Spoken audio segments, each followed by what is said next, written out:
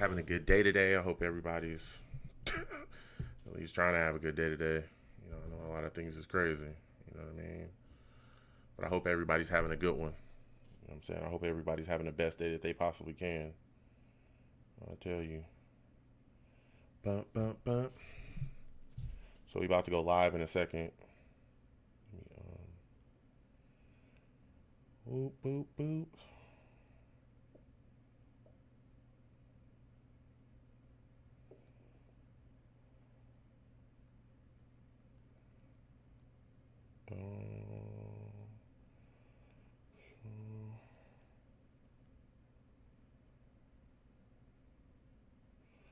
I hope everyone's you know, having a good day, having a good time. What's going on, everybody? I'm just sharing the stream, making sure everybody can see. Yo, Phoenix Flight says hello. Yo, what's up, Phoenix? What's up, Todd? What's up, Val? 5 Point, yo, what's going on? What's going on? What's going on? Again, if everybody want to call in, 515-602-9639. Randy Yaws, yo, salute to you, Randy. Welcome to the stream. Good afternoon to you as well. You know what I'm saying? Mr. Tudor, yo, salute to you, Mr. Tudor. How's everything going? We're going to get the show started in just a second. It's going to start at 4, so you know what I'm saying? We're going to get this thing going. Again, everybody, if you want to call in, it's 515-602-9639. You know what I'm saying? Call in. Talk to me about this debacle. this Jets team that just can't get it together. Yo, Portway, salute to you, my man. How's everything going with you? D. Giuliani says, hey, Joe, Avery Williams needs to be traded. He's playing too hard. What's going on, D? Listen, man, there's a lot to talk about. This team is a mess, man. This team is a complete mess. Woo! Let me tell you. So everybody come in. I'm telling you, lines is open. If you want to call right now, you can get on the line. You know what I'm saying? 515-602-9639. You call right now. You be in. You know what I'm saying? You be in. You be on the line. You get me? So hold on a second, folks. I'm going to mute this really, really quickly. And then we're going to come back. I'm going to make sure we're connecting. You guys can hear me. So hold on 1 second, and we're going to get the show started at 4.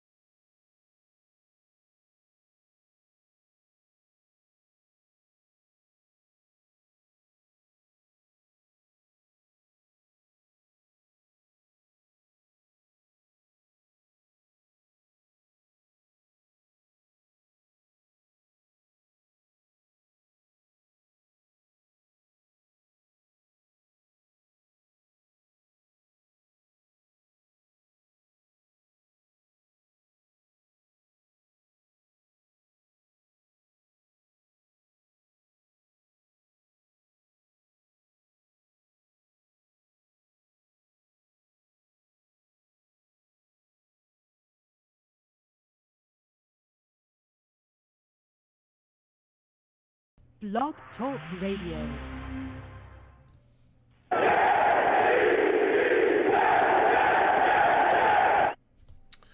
What's going on, folks? It's your boy Long Beach Joe, back at it again. And let me tell you something, man. What a butt kicking the New York Jets got against the Dolphins. Jets lose to the Dolphins 24-0, and I'm talking about it was bad. It was really, really bad, but we're going to get into that. But listen, before we get into it, I'm the man of the people. I am here for the people. Let me shamelessly promote my Facebook page. Everyone go on Facebook, search The Long Beach Joe Show. Like that page. My content's up there. Go ahead and give it a listen. Message me. I'll message you right back. I love going back and forth with folks about this football team. Why? I don't know. We're terrible. We are awful. Also, leave me some feedback. I love hearing about what you folks think I do here on The Long Beach Joe Show. So without further ado, folks, let's go ahead and get into the show. I'm fired up. Listen, this was a debacle from beginning to end. The New York Jets came out lifeless, flat. I mean, this team looked completely unprepared. Like they just had no clue of what they were doing, what they were supposed to be doing. man, they looked like they hadn't practiced. They were completely unprepared. And the Dolphins took care of business. Completely took care of business. Now, mind you, this is not a great Dolphins team we're talking about. This is not a team that, is pushing to make a Super Bowl run or, we're thinking about making the playoffs or anything like that. This is a team that is in the second year of their rebuild. And we looked like a team that literally needed to go into a rebuild. You want to start with the defense? The defense just had issues. Gaskins was going off. We had issues covering guys or guys running wide open in the secondary. There was guys running wide open when they were, especially those goal line plays that they ran. There were guys coming just wide open off the line. I mean, it was crazy. It was just absolutely crazy. We just couldn't get it done. We couldn't stop these guys. We couldn't slow them down. Marcus May got a nice pick. A lot of people are looking at that situation or looking at that pick and talking about it being, one of the better plays for us this year. I mean, he caught it, pinned it to his backside. Poole got an interception as well. But this defense just couldn't get the job done. Then you go to the offensive side of the ball, and whoa. Joe Flacco looked horrific. He looked horrific. I'm talking bad. He was running for his life when he wasn't running for his life. His mechanics were off. He's trying to get away from pressure. He's throwing interceptions. Had an interception, threw it behind a wide receiver. That was done. He was so afraid, man. He was so afraid. He had a 28-yard sack. This man ran backwards. Gave up a 28-yard sack. This team just continues to be embarrassing. Adam Gase and his play calling. I mean, you could just tell where everything was going to go. The Dolphins could literally tell where things were going. They were there. I'm talking about that defense was on top of everything. It didn't seem like there was anything that they were confused by at all. At all. I mean, geez Louise. He's running Frank Gore like he's a 24, 25, 23-year-old running back. Like we just got the guy. P. Ryan still not getting the bulk of the carries. He still is not being targeted enough in the passing game still. Even though we just got rid of Le'Veon Bell. We just did. And we were told all week that P. Ryan would then get a bulk of the load of the carries. He would be targeted more. Adam Gase would put more on his plate. He did none of that. But to get to Adam Gase, that guy's an idiot. And I know that we talk about him like every week because he's so bad. He's so bad at his job. He's such a bad head coach. He's such a bad offensive coordinator. Every week we talk about how he doesn't get the job done. Every week we talk about how the play calls are trash. Every damn week we talk about how incompetent he is. But this week it was put on full display. It was put on full display yet again. Yet again. The predictable stretch calls with Gore, ridiculous. They knew what was coming on third downs. We only converted 2 third downs the entire game out of 17. 2. Our first third down conversion came in the fourth quarter. In the fourth quarter. The Dolphins only had 1 third down conversion the entire game.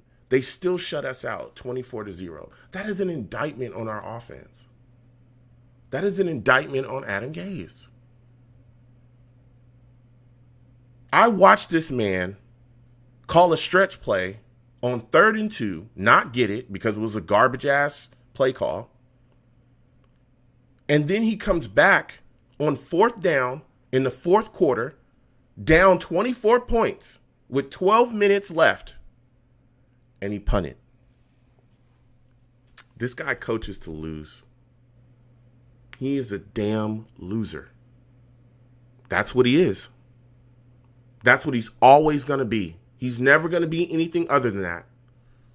And I can bring up the stats. Like, I've done that before where I've tried to bring that to people. I've tried to, hey, look, you look at his stats overall. he was ranked 24th, this and all that. So I've done that before. Nobody wants to hear it. Let's talk about the eye test. When you watch these games, when you watch this team, when you watch this offense, you watch incompetence. Nobody that watches this team, nobody is saying that Adam Gase is doing a bang-up job. Nobody. No analyst, no former coaches, nothing. We are the laughing stock of the league right now. We are the laughing stock of the league. Everybody's telling jokes. Everybody. There was jokes last night on the telecast for a game that we weren't even playing in. Joking about how incompetent the Jets are, how bad of a football team we are, how trash we are. It's embarrassing. It is tough to be a Jets fan. It's tough. We're the worst team in the league. We have a bad roster. We have a bad head coach. Our ownership is the worst. It is so tough to be a Jets fan. It's unbelievable. Unbelievable. I watched a Dolphins team full of players that Adam Gase coached. A lot of those players that were making plays against us. In that game, Adam Gase coached those guys. He's coached those guys. And when those players were being coached by him, the narrative was that they were not good.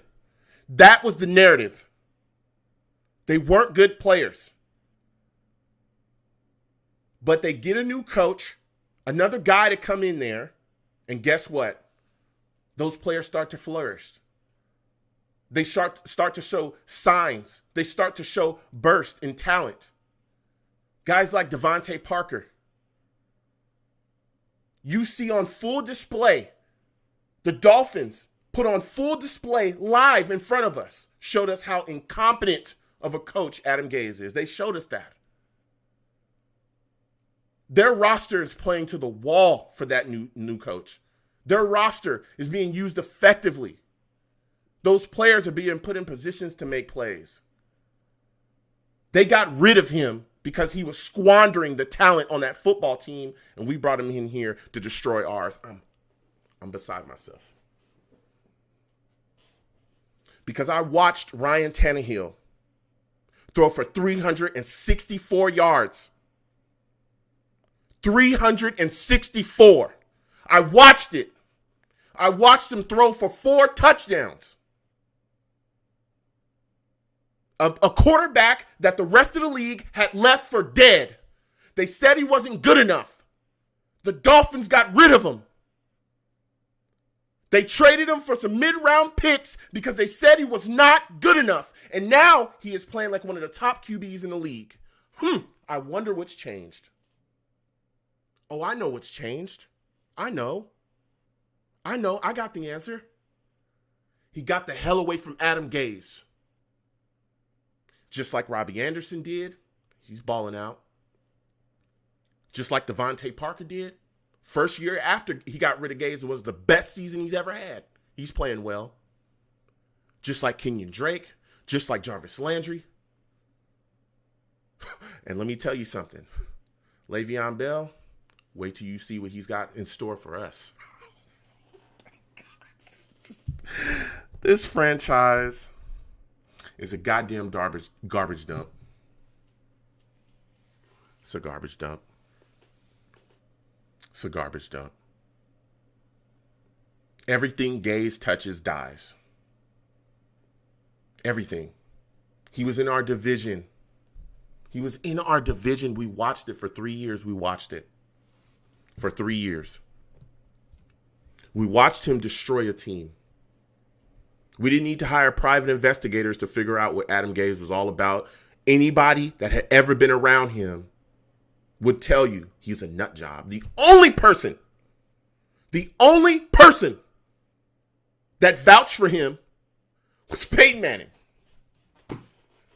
The same Peyton Manning that didn't want to come and play here. Twice. College, free agency, I ain't got nothing to do with the Jets. But the Johnsons, they take his word. We have put our franchise future in big trouble. That's what we've done. We've brought in a man that does not allow us to assess our offensive talent, and we are in a rebuild. If you cannot properly assess your offensive talent or your talent in general on your team in a rebuild, you're wasting your damn time. That's literally what we just did with Todd Bowles. We got rid of him because he wasn't good enough. He wasn't a coach that put players in positions to make plays, and he was wasting our time in a rebuild.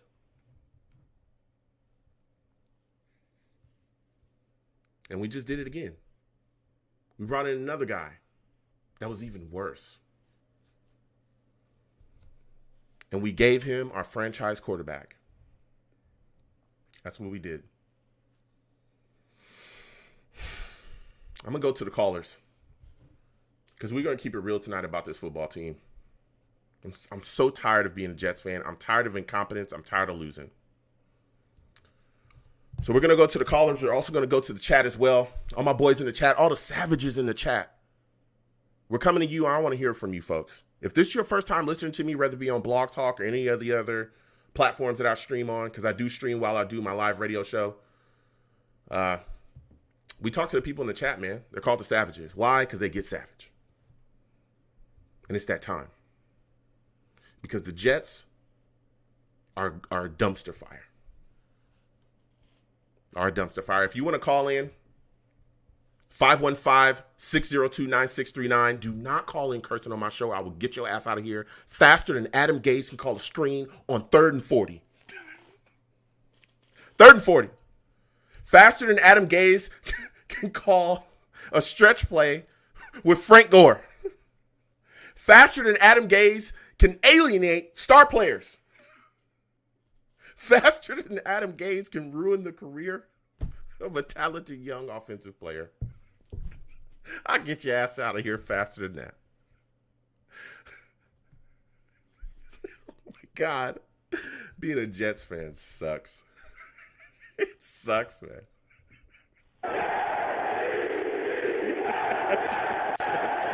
Yeah, it sucks. We're gonna go to the phone lines right now. We're gonna go to Elias. Elias, man, talk to me about what you thought about watching the Jets completely get destroyed against the Dolphins. Joe, what's happening, man? How you doing? What's going on? Give me your thoughts about this game. How did you feel about Adam Gase and his play calling? Man, today's my birthday, and all I could ask is to get this clown fired, but, man, that's not happening. But anyways, yeah, that game was a disaster. I knew it was going to happen. We brought this clown in to be the AFC East guy, and we haven't beaten an AFC East team. I think we beat, how many times? Twice? Yeah. And one of them was just to a backup squad, and the other one, we barely beat the Dolphins once last year.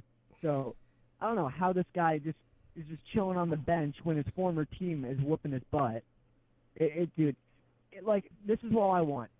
Fire him. Like, I say I don't want him fired because I want the number one pick. He basically guarantees you the number one pick because he's so bad. But I want him fired, too, to guarantee that he's gone after the year. It's not – this team is so incompetent that it doesn't guarantee that he's gone after this year, man. Oh. Like, dude, I literally got a notification – after Marcus May made that sick play, I literally got a notification from Yahoo Sports that said, just highlight. Yes, you're reading this correctly. Like, we're the Browns, man. We're the Knicks, dude. It's awful. It's insane. It's worse. It's not. We don't just lose. We lose horribly. Adam Gase has more double-digit losses in his career than winning. Than win. That says everything. It's just. And I want to thank you for calling in.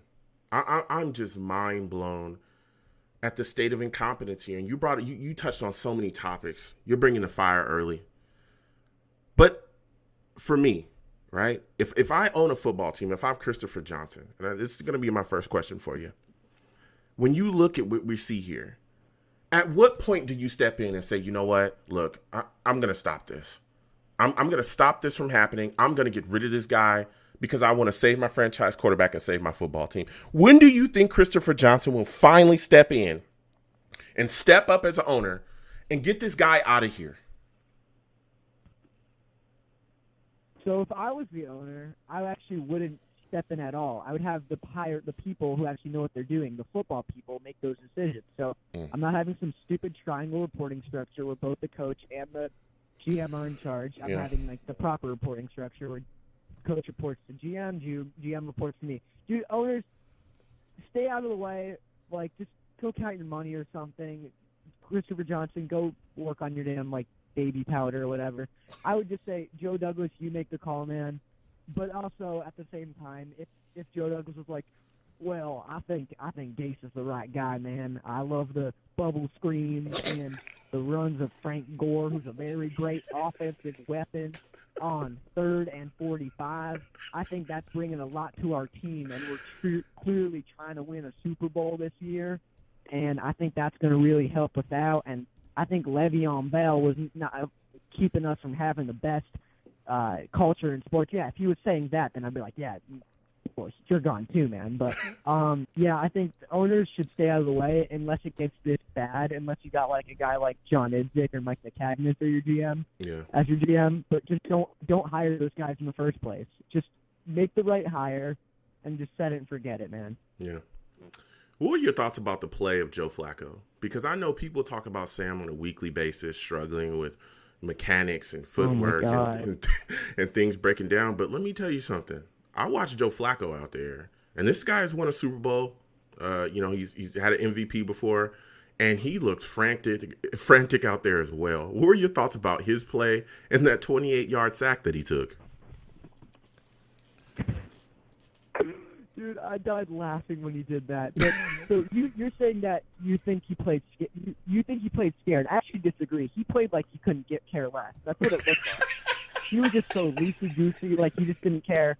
He's like, I'm just going to run back, and if I get sacked, who cares, man? We're not winning. He wasn't scared. He's like, oh, I don't care. We win, we lose. Who cares, man?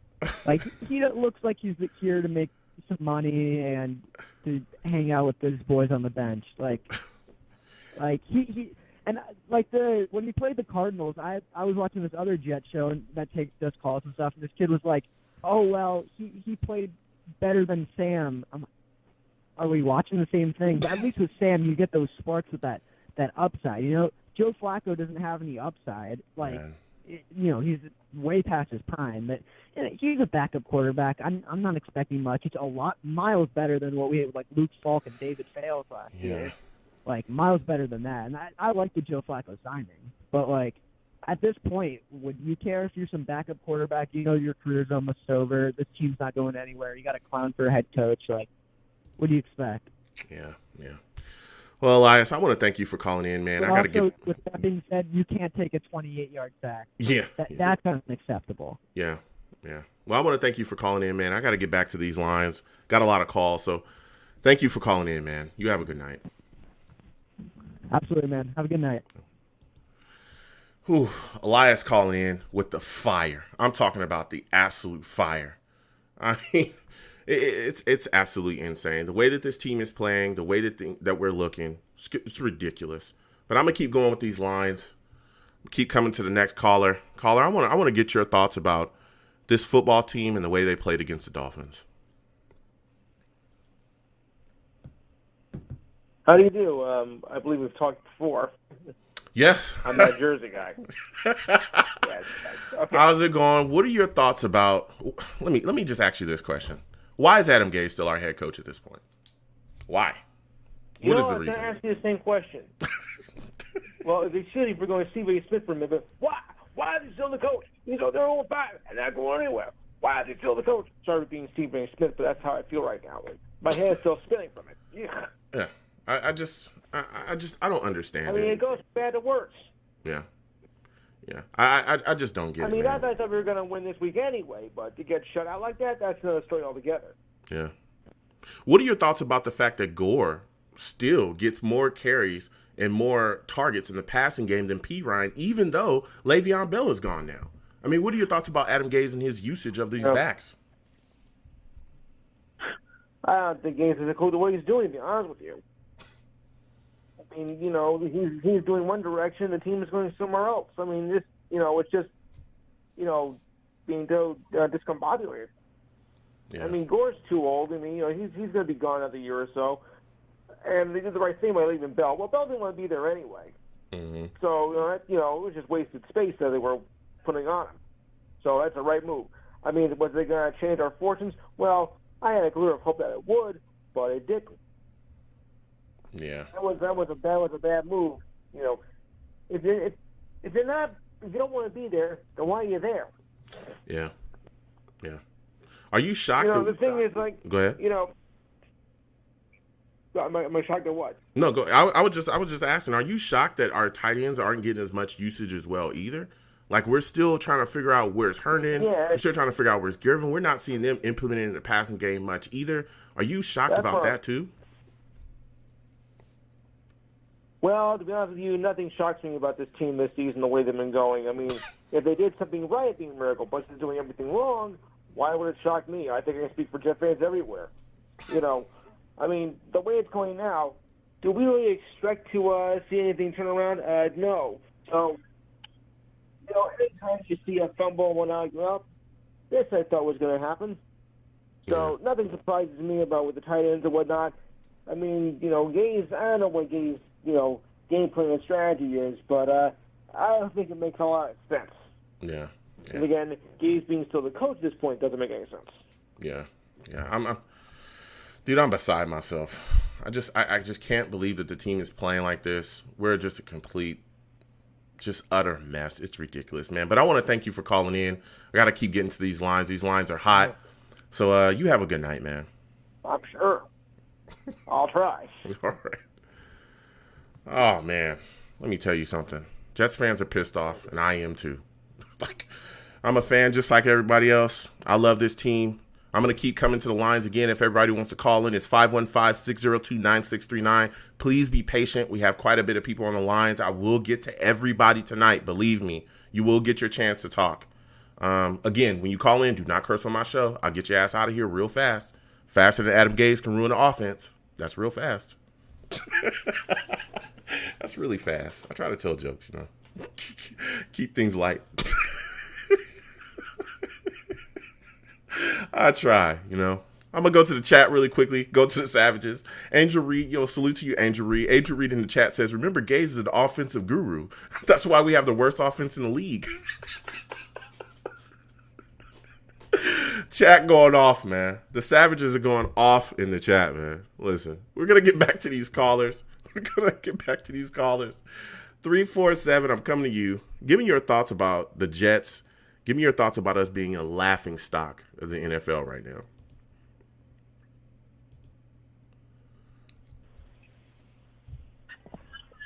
Joe, what's going on, my buddy? What's going on, Rich? Talk to me, man. What are your thoughts about the Jets being a complete laughing stock of the NFL right now?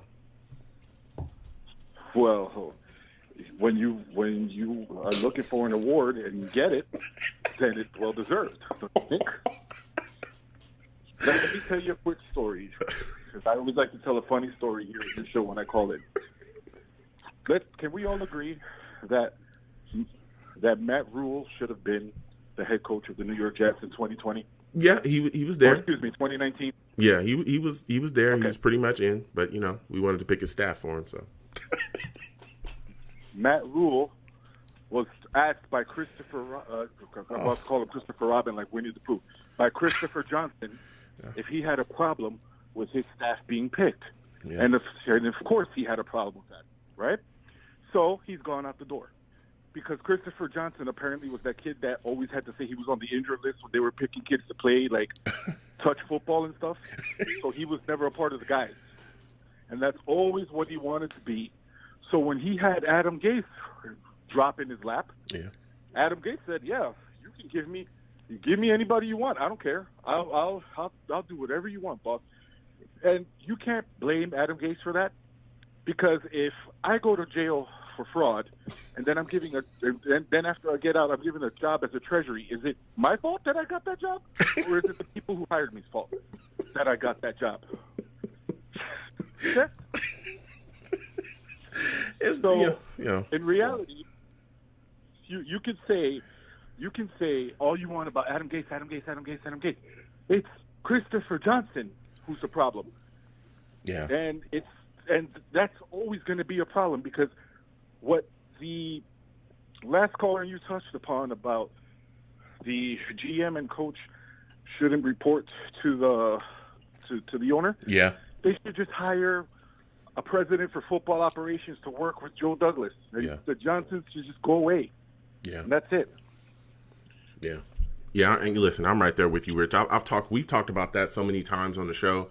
We talked about the reporting structure and why it may not work well here. I've always been a fan of the coach reporting to the GM and the GM reporting to the owner.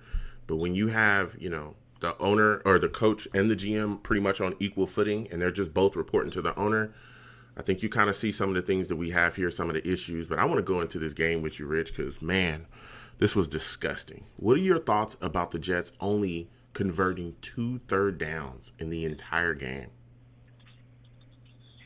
There were 2 more than I had to thank for the whole day, to be honest. Oh my God. Watching the game, you could just tell everybody's just there. They just want to. It's like when you go to visit your in-laws on a Sunday. It's like, oh God, when is this over? So I can just leave and do something else. Nobody cares anymore. Okay. People keep reporting. Has Adam Gase lost the locker room? Yeah, like at the end of last season, or excuse me, after week 1 of this season. Okay. Oh. So people could keep saying and asking the question. Look at the Jets players right now. None of them look motivated to do anything. Okay. They're just there. They're just there to collect the paycheck and go home and hope that somebody out there is watching so that next year they could go to a good team, or somebody will pay them better to be on a more competitive team.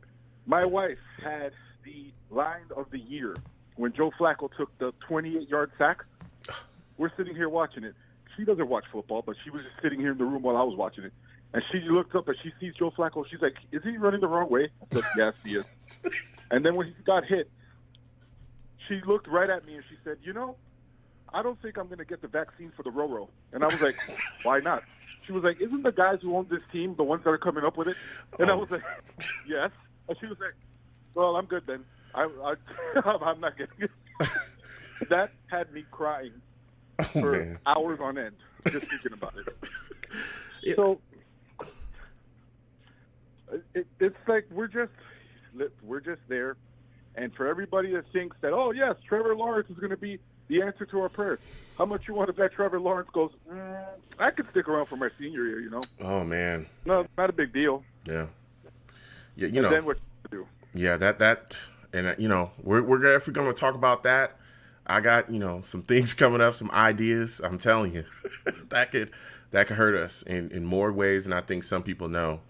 I'm not a big drafting Trevor Lawrence guy, but I have some alternatives that could work out for us if he does come out, and if he doesn't, whoa, there could be some issues, especially going forward building this football team. But I want to get back to this game with you, and you talked about it. Just watching the quarterback play, just watching Joe Flacco struggle, and that just to me leads me again back to Adam Gase and the offensive play calling and the coaching that's supposed to be there. And what shocked me, and you talked about that 28-yard sack. And then we immediately heard right after the 28-yard sack that was the first time, right after that play, that was the first time the entire game that Adam Gase had a conversation with Joe Flacco. That was the first time he went over there and talked to him. And then immediately Loggins went over there and started coaching him as well. Don't you think that says something about his lack of coaching, knowledge, or about his lack of understanding how to coach QBs when he does not talk to them? Because that's not something that we see out of Andy Reid, Sean McVay, Doug Peterson, any of these guys. Once that offense comes off the field, they're immediately there with their QB, whether it be young or old, working over things, watching plays, watching this, watching that. But we constantly see Adam Gase way away from everybody, staring into his play sheet, just drawing stuff up. I mean, what are your thoughts on that, man? What are your thoughts on that report being put out there and them exposing him yet again as a bad coach? I mean, we spoke about this a couple weeks ago here in your show. Adam Gase is just oblivious to everything that's going on around him for 60 minutes of football because he's always got his head buried in his play sheet, which that'd be the last thing that I look at if I were him, because that's where all these problems are starting from. That play sheet. He's just not there. Like that example that you just gave with him talking to Joe Flacco for the first time after taking that massive sack. It shows that the coach doesn't care anymore either. He's just there. Like, everybody is just there. Yeah. Nobody is motivated to do anything. And the Johnsons should be looking at this and thinking to themselves, especially Christopher, because he's the one in charge right now, we are the laughing stock of the NFL. If the fans can pick up on the fact that, because they put a spotlight on that on CBS when Joe Flacco and Adam Gase were talking. Yep. If everybody at home could see the fact that our coach is incompetent, the fans could see it, the announcers could see it, what are we becoming to the world of football? Because right now, if you don't fire Adam Gase before the season's over, do you think Trevor Lawrence, even if they say in the offseason he's fired, Trevor Lawrence could say before the offseason even starts that he's going back to stay another year in college? Do you think anybody with any sense is going to say, I'm going to go sign with the Jets because I want to go play with Sam Darnold, even though that there's an uncertainty as to who the head coach is going to be? Do you think that fans, where it's showing the most? In the ratings. These are the lowest ratings in the history of Jets football ever, even during the Cold Tide era. Okay? People are running away in droves from the NFL. Jets football. I can't speak for everybody else. And it's not because, some guy took a knee and now people are mad, so they stop watching. No. It's because when your team is bad, okay, you can have a bad team that tries, like the Bengals and the Giants, but you can have a team that's just there, unmotivated to do anything, and that's the New York Jets right now. And it's in every facet of the team. Yeah. I remember at one point, right before Joe Flacco took that 28-yard sack, they showed Joe Douglas on the screen. What was he doing? Playing Candy Crush or something on his phone. He wasn't even interested in what was going on the field. So the whole team, from the top to the bottom, everybody is just there to collect a check. They don't care. Nobody, and why would they? Why, if me and you right now were on the Jets, what would we be talking about? What's going to happen after the game? What's going to happen before the game? Yeah. What are we doing the next few days? We wouldn't care about, we have this team to play this week or whatever, because the coach, the owner, the GM, everybody shows they don't care. So why should I? Why should you? Why should anybody else? Yeah. So on top of losing all the money that you're losing from fans not being in the stands, you are losing even more money from the fact that pretty soon they're going to start bumping your stuff off of TV if they feel the need to, because you're not projecting the ratings that you should be projecting. Yeah. But what do I know? I'm just a fan. Yeah. Yeah, and I'm right there with you. I think this is the worst Jets team I've ever watched in my entire time as a fan of this football team. My entire fandom. I have never seen a team so unprepared, so unmotivated, so quick to quit. I've never seen a team like this, ever. I've never seen a team so horribly coached, and that leads me to my last question for you, because this is being thrown around and people are coming at me with it left and right. Do you think that this Jets team goes 0-16? Honestly, look at the schedule. I mean, we've already played the other two teams from the NFC East. We might have a shot at, 21-14 loss to the Patriots if they keep going in the direction that they're going. But beyond that, where on that schedule do you see anywhere at all, this is a game we could win? No, this is a game we could win. I don't see it anywhere.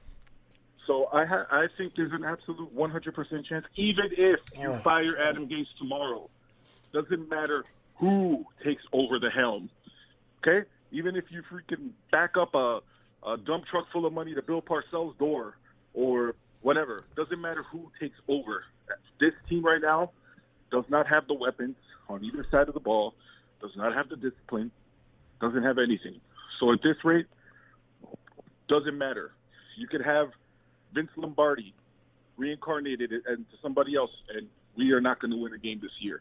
Oh my goodness! I believe. Honestly, we'll see them kind of do something against a bad team, but ultimately fail in the end when it comes to these games this year. Oh, man. And that's how I feel about it, because looking at them, they don't look like a team that wants to do anything but just get this over with and go home. Yeah, well, I want to thank you for calling in, Rich. This was great speaking to you. You know, it sucks being a Jets fan, but we will get through it together, man. You have a good night. You too. Thanks for having me on, buddy. All right, you have a good one. Whew, man, Rich calling in. I'm talking. Just giving us real talk. Spitting fire, spitting facts. This is tough, man. It is tough. And I I love this team, with all my heart. And I don't want to say that I think we'll go 0-16, but I tell you what, things aren't looking good. I'm going to say that. I'm going to say that, man. I need this team to try to muster something, put something together and turn it around, but I don't know if we'll ever get there. I'll keep going with the lines, and I'm going to go to Savages really quickly. Omar in the chat, Omar says, statistically, if the Jets remain winless, the 2020 Jets are on pace to be the worst team in NFL history. Yep. He said they're on pace to be outscored more than the winless Bucks of the 1970s. Whew. That's tough, man. That's tough, but it is what it is. This is a situation that's been put forth to us because of horrific ownership, bad roster management, and hiring bad coaches. This is what it is. So I'm going to go back to the lines. I'll go back to the lines really quickly. Mikey, we're coming to you. I want you to talk to me about what you saw in this Dolphins game against the Jets. Give me your thoughts on this team as a whole.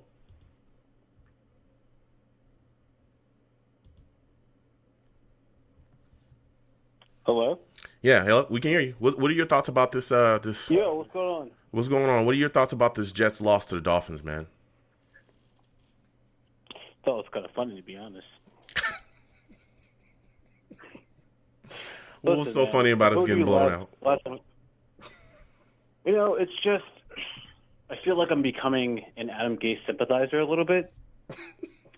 And the reason why I think it's funny is because usually from where I live in New Jersey, I'm sandwiched between like 3 Bills fans and the rest of them are Giants fans. Mm. And for like the past 17 years, I've just been mercilessly bullied, like high school slammed into locker bullying. Just like, hey, Mickey, if you ever want to be a fan of a real team, come on over to Big Blue. And I'm like, yeah, guys, that's never going to happen. But this week was different. Like, I saw them. Like, I was at CVS minding my own business. I'm in line, and they're looking at me, and I'm like, oh, here we go. They're going to make fun of me, and I got to pretend like it doesn't hurt my feelings, even though it does.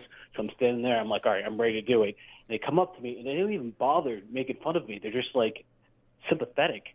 They're just like, hey, man, like, I know you're going through a rough time right now. And I'm just like, this is worse. This is absolutely worse than you guys trying to make me Giants fans. So I think the stars aligned a certain way, and now I'm just willing to accept everything. Wow, man. And I know a lot of Jets fans that feel just like you, where they're just kind of like, you know what, whatever happens, happens. I'm just done. They're kind of checking out, and it sucks. It really does suck because, look, I get that we weren't going to be a great team. We all knew that going into the season that we were going to have issues. The roster wasn't there yet. Nobody believed in the coaching. I damn sure didn't believe in Adam Gase. But to see this team come out and be so completely lifeless and uncompetitive, it's insane. I mean, what were your thoughts about the play of Joe Flacco in this game? Because I thought that he was atrocious. Like some of the things he were doing out there, some of the throws he missed, the throwing off his back foot, the running for the 28-yard sack. I mean, that was pretty embarrassing, no? I don't think it was embarrassing, and I don't think it was embarrassing at all because actually I have a confession to make, and might as well make it on the Long Beach Joe show. It wasn't actually Joe Flacco playing quarterback for the New York Jets against the Dolphins this week. It was me wearing a Joe Flacco mask playing quarterback for the New York Jets. It was you? It was you the whole time? That's funny. I'm being serious. Like, I felt like I did way too much. Like, anyone could play quarterback for the Jets. So, I got a little bit of the Scooby-Doo going on. I got a mask. And, I just kind of walked in because they left the front door open. And, took a couple of snaps. And I'm like, wow, this is for real. And, Oh man. I can honestly say I tried my best. There's no other way for me to explain that. You know, like I tried to kind of support him a little bit last week when I was like, you know, the man was a Super Bowl MVP. He's won a Super Bowl, but you know, I feel bad that the Jets put him on the field. It's almost a situation like you guys knew that Joe was not going to be. There's no way he could handle that. Maybe you should have gotten, I don't know, one of the other nameless quarterbacks that's on the roster or something. Joe looked like he was scared, and I've been scared before, and that's how you react when you're scared. I've seen horror movies before. The killer's chasing behind you. You don't run outside the safety. You run upstairs and stuff. That's stuff you do when you're scared. Yeah. I understand it. Oh man, my last question for you, Mikey, and I love talking to you, man. My last question for you is, do you think the Jets will go 0-16 this year? So I tweeted you a stat that Rod Marinella, I think his name was, the head coach of the Detroit Lions, when they went 0-16 in 2008, he was the head coach for the entire duration of the season. They did not fire him at any point. They were like, maybe he'll get a win by 16, but he lost them all. So I am actively planning on the Jets going 0-16. Oh. I don't want them to go 0-16, but every time I put my faith in this team the past 3 years, they've figured out a way to make me look like a clown and make me look like a clown to everyone I know.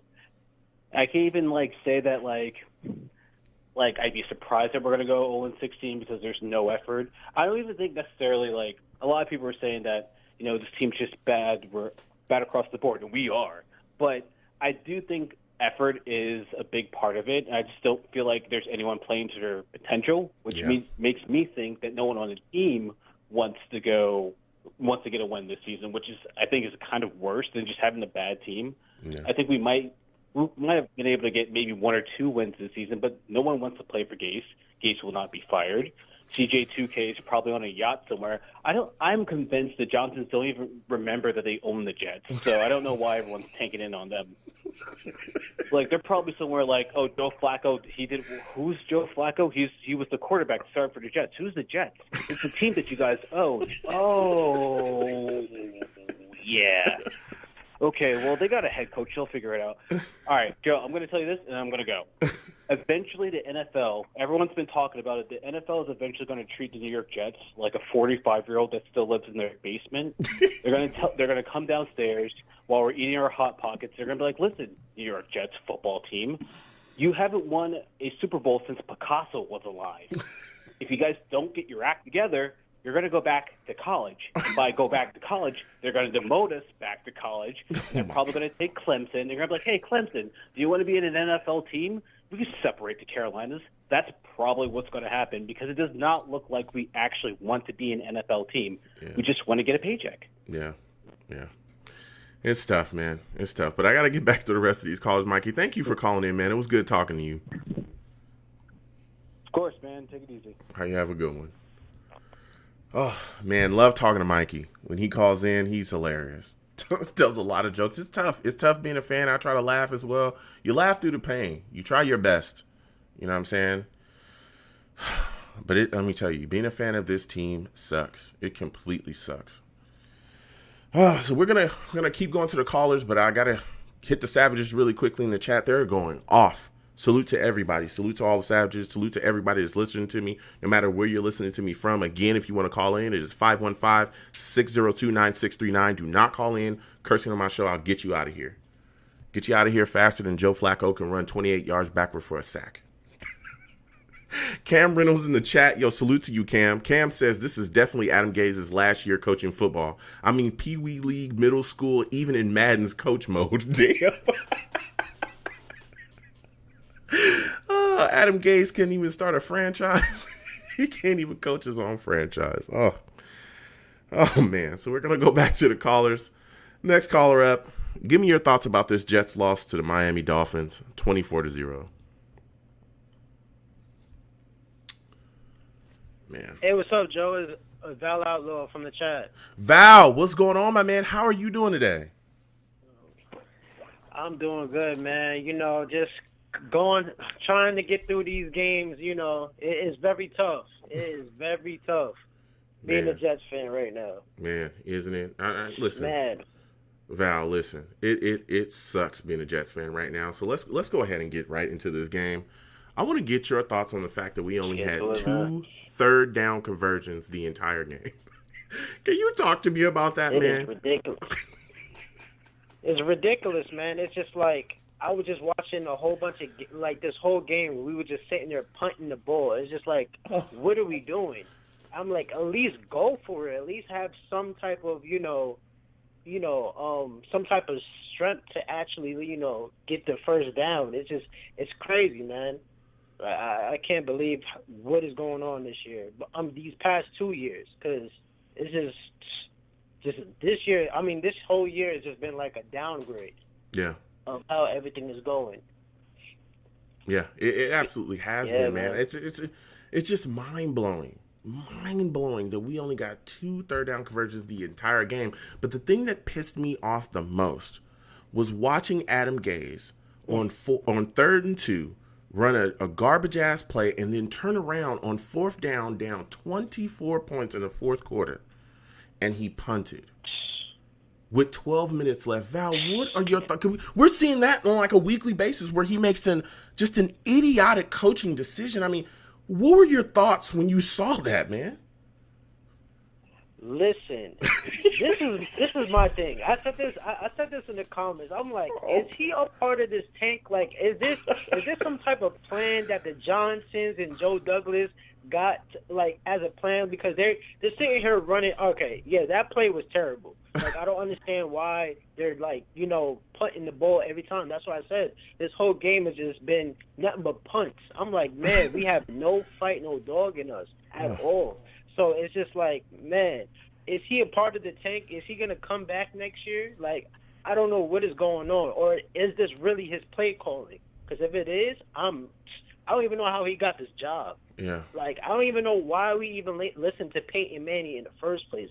Because, one, Peyton Manning, he bypassed us, of course, with the draft. Yeah. He stayed, I think, an extra year or something like that. Yeah. So, and I'm not sure about the fact checks on that. But then on top of that, when he was a free agent, he basically didn't even sit down with us. He didn't even give us no sit down or even a meeting. So why all of a sudden we listening to him about Adam Gase? Yeah. Like, I don't understand about the Johnsons. Yeah, it's watching this guy. Yeah, go ahead. Yeah, watching this guy coach and do some of the things that he's done, it's just been completely insane. Completely insane. Yeah, man. It's just it's mind-boggling. And the fact that he's still on. Go ahead. Go ahead. Yeah, like you were saying, the fact that he's still on, the fact that he is still a head coach of this team after watching that game that we just watched is completely ridiculous. Completely ridiculous. But I want to get your thoughts on this as well, Val. Go ahead. Okay. Go ahead. Oh, like I was saying, like I'm guessing he's the perfect coach to tank. I don't know. Like I really don't know what is going on, because there's no communication between him and the teammates. There's no quarterback coach, so obviously the quarterbacks is like having nobody else to voice their opinion but Adam Gase, and he really doesn't have a voice at all because he's not a leader. So it's just like, man, it's just ridiculous. But go ahead with your question. Yeah, it's just, to me, it's like you said, it's just completely mind-boggling. But I think the thing that really blows my mind and the thing I'm most concerned about is when you have a coach that is as bad as Adam Gase is at his job, it doesn't allow you to properly evaluate talent here. Right? We're seeing guys like Ryan Tannehill have success away from Gase, Devontae Parker, Kenyon Drake, all these other guys. How concerned are you that we're really, truly, I mean, hell, we just got rid of Le'Veon Bell, a Hall of Fame back. How concerned are you that we are squandering offensive talent on this football team? It's like basically, if you do good, we're trading you away. That's how I see it. It's like everybody is for sale. If you have value, you're going next week. Okay, you got a sack? All right, you're going. It's just like, man, I swear, if we didn't have Crawford, we will be done. Like this, we wouldn't even be scoring. We wouldn't even be getting no first downs because the tight ends they're non-existent. Like, everybody's just lifeless. Like, this whole team is lifeless. I feel bad for Greg Williams. Like, Greg Williams, he was catching some heat because he actually talked up about, Adam Gase. I mean, he didn't really say Adam Gase, but he was just saying everything is not on defense. It's just basically the defense is playing the whole game because the offense, they're punting the ball most of the time because we're not going for nothing. And, the line is not holding up at all. It's looking worse than last year. I mean, because, we don't have big ticket in there, so it's ridiculous. Yeah. Now, my final question for you, Val, and again, I want to thank you for calling in. Do you think the Jets go 0-16? Man, our only chance, to be honest, for us to actually win was that game against the Broncos. That I feel like that was the game that we should have won, and I would say the Dolphins probably because they just got two as the starter, but well, after we just saw, I don't think so. I think we might be going 0-16. I don't think we're beating the Patriots. We're not going to beat that defense. I mean, come on. How many defense that we just go against that we just completely just flat down and had no life against? You know what I'm saying? So it's terrible. Yeah. And my last thoughts, real quick. I know you're not a big fan of this man, Jamal Adams, but I felt like he was right, man. Like, I felt like he was right. I mean, I could understand he was a young talent. He was, he's not just, he's coming from a winning environment. He's not going to just sit there and just wash his way from his career just because of Adam Gase. Like, he knew he wasn't a true leader, and he's seen how, like, the ownership is fully behind him if the owner's coming out and saying he's a brilliant mind, and everybody's looking at them like, what? Are you watching a game? Let me say this. Adam Gase is lucky there is no fans and no stands. That's the only reason why he's still a coach right now. If there was fans, it would be a completely different story right now. Oh, man, would it be? Because we could... Yeah. Val, listen, I hear you, man. I got to keep going to these lines, Val, man. I want to thank you for calling in, bro. It was good to hear from you. Please call in next time I do a show, my friend. No problem, Joe. Keep doing what you're doing. I've been watching you for probably 4+ years. I'm glad your show is growing. I love the growth, man. Keep doing your thing. Everybody like and subscribe to this man. Yeah, thank you so much, man. I really appreciate you, man. I appreciate your support, man. Thank you. You have a good night. All right, man. You too. Whew, Val calling in. Man, listen. And again, I want to thank everybody for watching me wherever you're watching me from. It's a dark week. I ain't gonna lie, It sucks. It sucks being a fan of this team. It sucks watching us lose the way we lose. Just coming out being completely uncompetitive. I mean, it really takes the fun out of watching this football team. It takes the fun out of being a Jets fan. But we're trying to stick it out the best that we can, and we'll make it through together. I'm going to keep banging on these lines, keep going to the callers again. If you want to call in, it's 515-602-9639. All right? Call in. It's time to vent, air your frustration. Do not curse on my show, or I will get you out of here as fast as possible. Faster than Chris Herndon can drop a pass.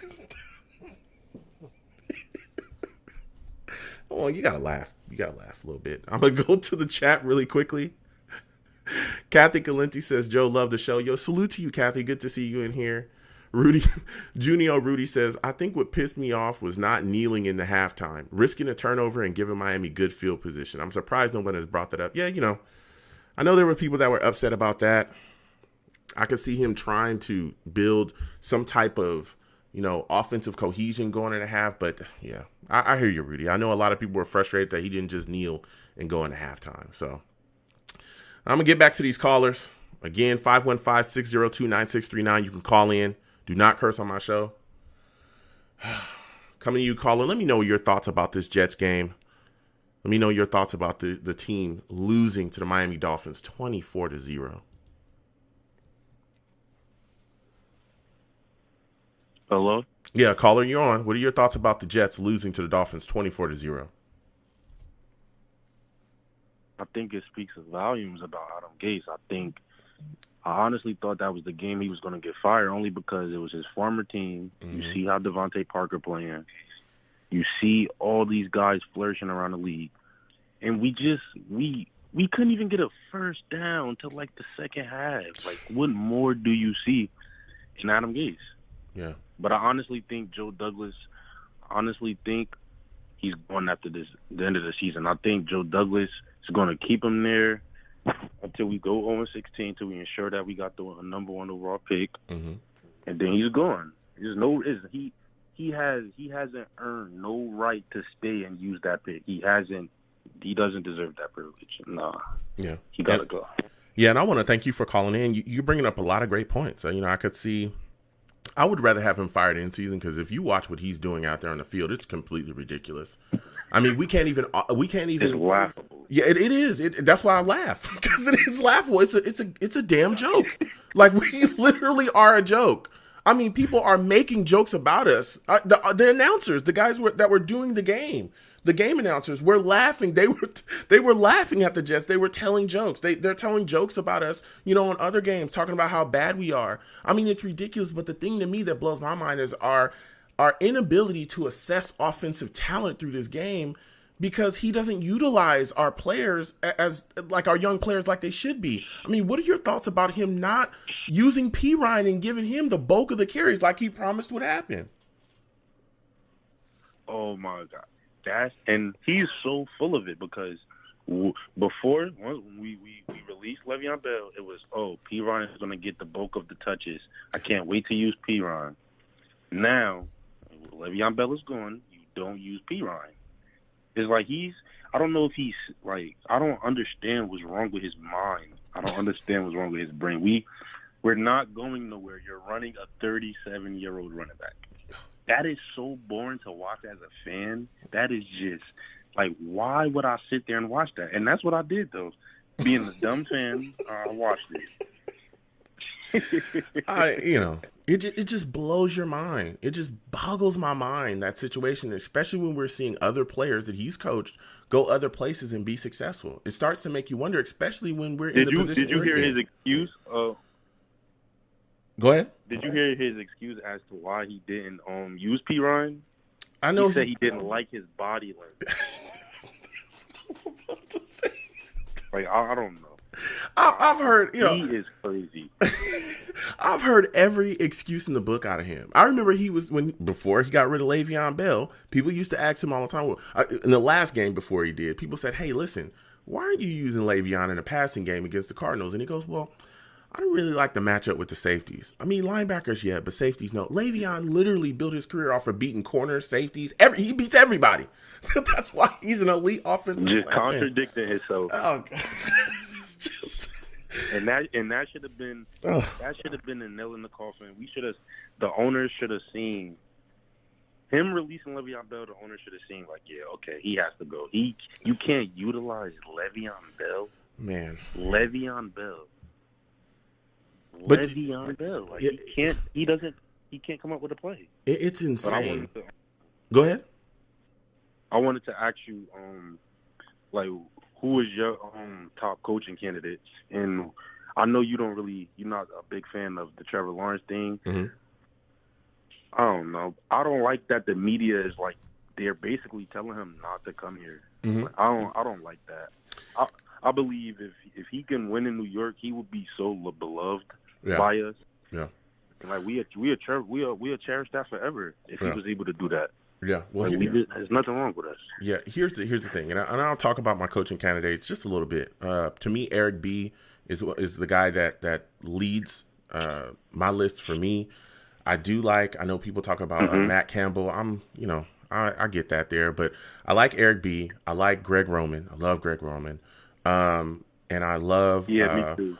I love the Titans offensive coordinator and the Bills offensive coordinator. I think his name is DeBoe. And these are really why I like these guys, is because pretty much all of them have worked with either young quarterbacks or, the Titans offensive coordinator is a quarterback that, or the Titans offensive coordinator is a guy that's worked with a quarterback that he's been able to rehab and was dealing with Gase. But the rest of them have worked with young quarterbacks and have been able to put an offensive system around those young quarterbacks' skill sets to make them better.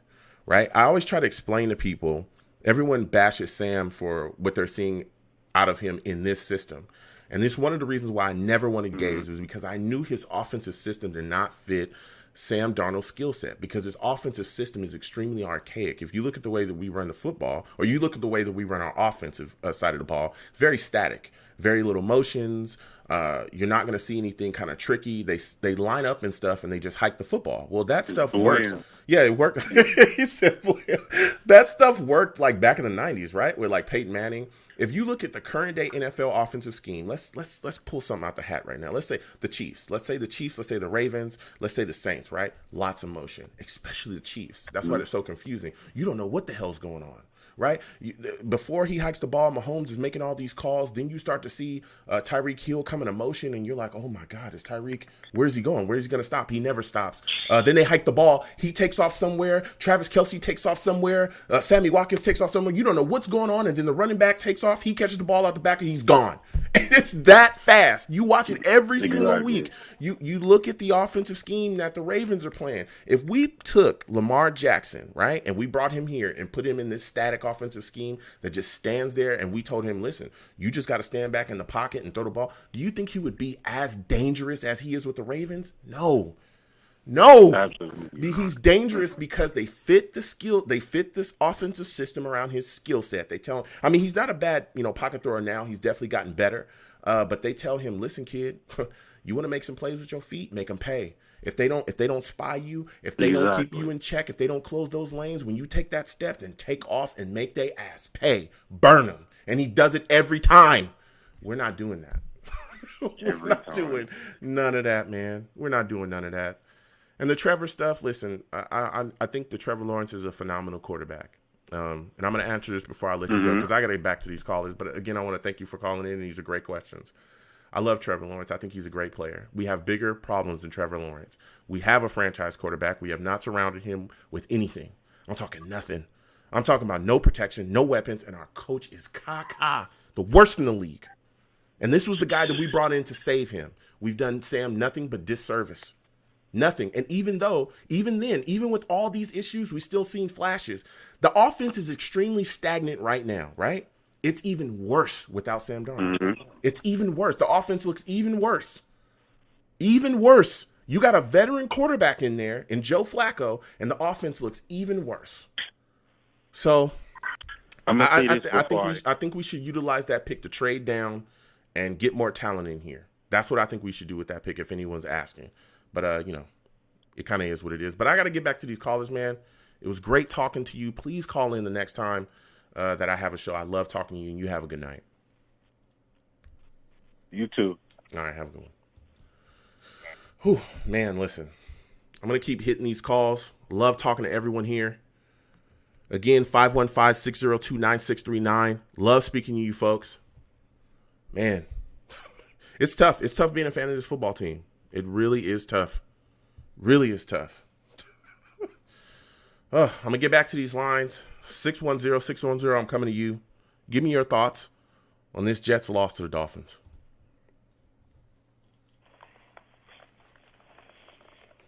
Caller, what is your thoughts on this Jets loss to the Dolphins?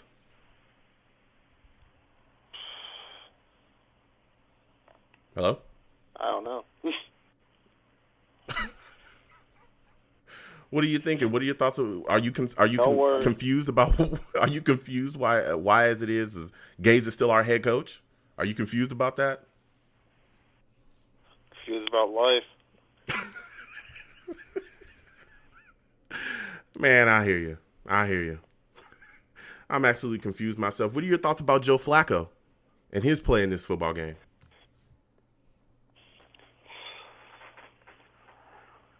Doesn't look like he was on.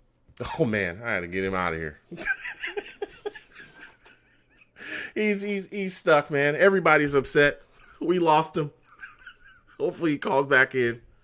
Man, it's a tough time, man. It's a tough time. It's a tough time. It's a tough time being a Jets fan, let me tell you. It sucks. This team just can't get itself together. Cannot get itself together. Again, if you want to call in, it's 515-602-9639. Call in. Please do not curse on my show. I'll get you out of here. Faster than the Johnsons can ruin a football team. That's pretty fast. They have no clue what they're doing. No clue. I'm going to get to the chat really quickly. Salmon Jets in the chat. Yo, salute to you. Salmon says, before Sunday night, I wanted Gaze's head, but I'm telling you, we can't catch fire. We got to get together with Gase. Let me tell you something. I hear you, Salmon.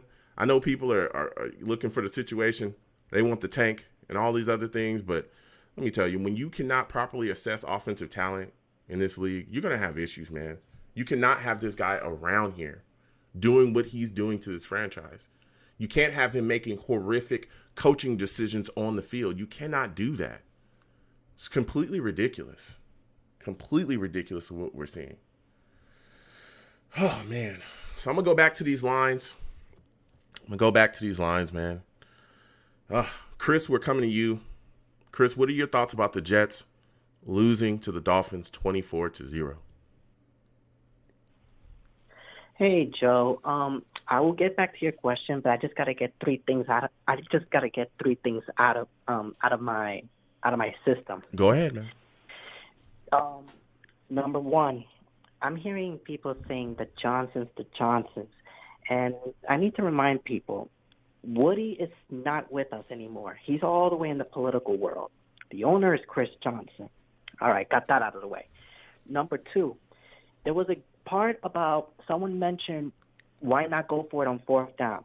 And let me remind people, I've seen the Jets go on fourth downs many, many times.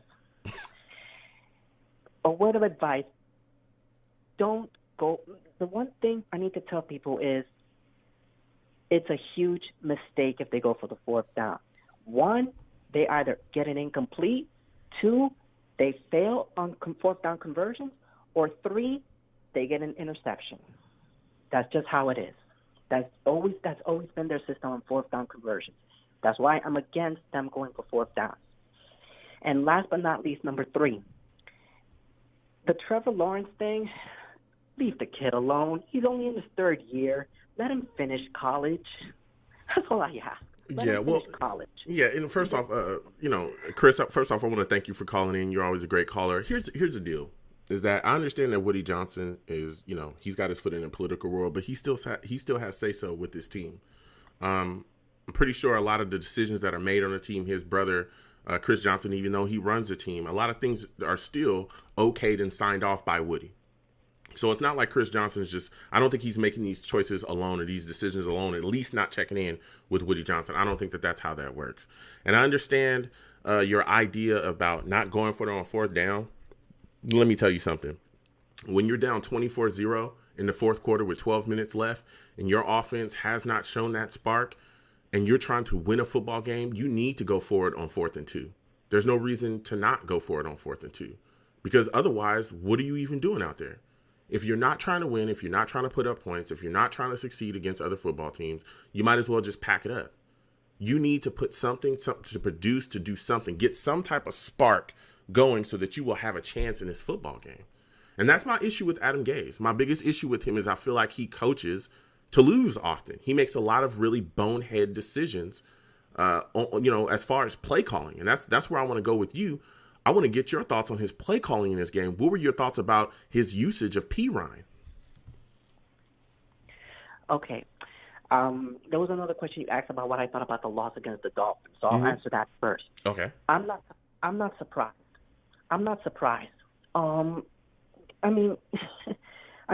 Like I said in our previous conversation last week, I haven't watched the Jets game since we lost the AFC Championship to the Steelers.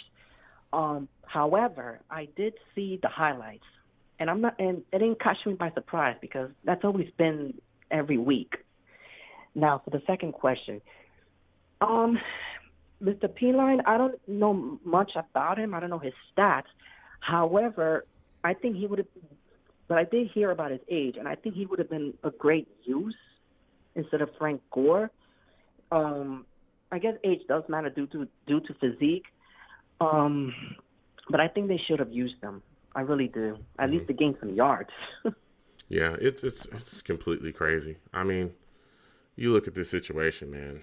It's mind blowing. The way that this team is functioning, the way that we're being coached, the lack of situational awareness, it's just completely mind blowing. But my last question for you, Chris, and again, I want to thank you for calling in, is do you think the Jets will go 0-16? Absolutely. There's no mistake. Absolutely. It doesn't take a 5-year-old to answer that question. Absolutely. They're going to go 0-16. Oh. Let me explain why. Before you go to the next caller. Yeah, go ahead. Because first of all, we don't have the weapons.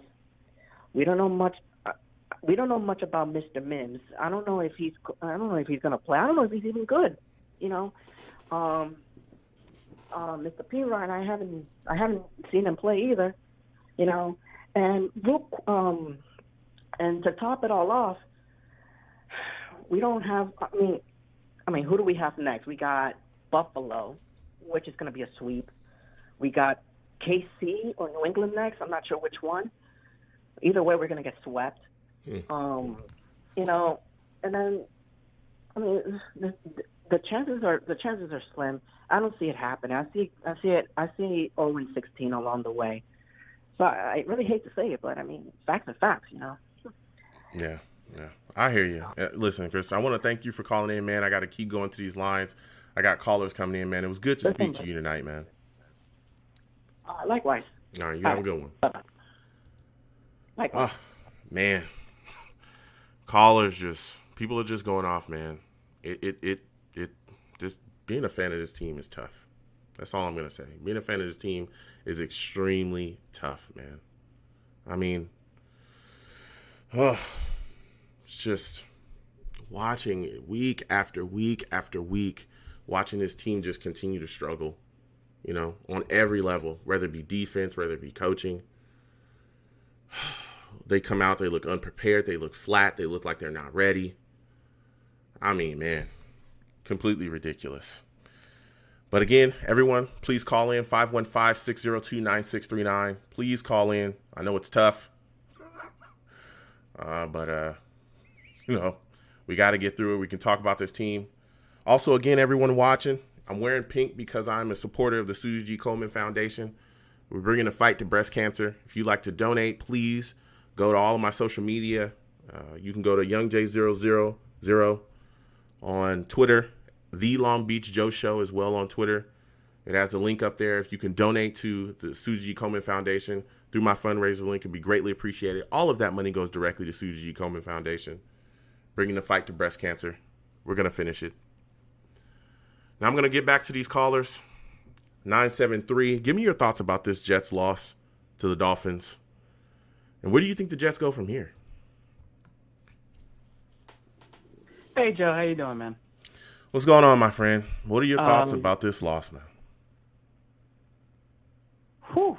Well, let me start off from, I think, the most important thing here. And I hate to be the bearer of bad news, and I'm trying to stay calm because it makes my blood boil when I think about it. But I really think Gase is coming back next year. Oh, my God. I'm seeing it happening. I know, Joe. How? Nobody's angry with me. How? Well, just explain to us Imagine, how. Okay, I'll break it down. Imagine you have a batter, right? Yeah. And he's getting pitches, and the umpire's like, strike one, strike two, strike three, strike 4, 5, 6, 7, 8, 9, 10. That guy's not going anywhere. The thing I think what Gase did, because you can't trust anything they say, because right now this team is the biggest dumpster fire I've ever seen in my life. And yet Douglas, he's not really worried. Chris Johnson, he's not worried. Gase, Gase is the same Gase. He's the same jerk he's been since he's got here. He's not any more freaked out than when he started. So everybody's acting like, hey, everything's going to plan. And Gase is not the kind of guy that if he thought he was fired at the end of this year, like they said, hey, Gase, we just need you to go 0-16, then we're going to fire you. Do you think Gase would go quietly into the night, or would he be attacking Douglas and attacking Chris Johnson and attacking the players and attacking the fans, he would go off. But no, Gase is, don't worry, next week, and we're looking at the tape. Like, he's growing roots here. So I really think Gase is coming back. I think what Gase's trick was, because we're starting to learn Gase's little tricks here, he doesn't bench players. He likes to pretend they're hurt, and that's why he's not playing them. He did that little scam with Le'Veon Bell. Oh, he's not playing because his hamstring's hurt. And Le'Veon had to come out and say, no, I'm good. He just benched him.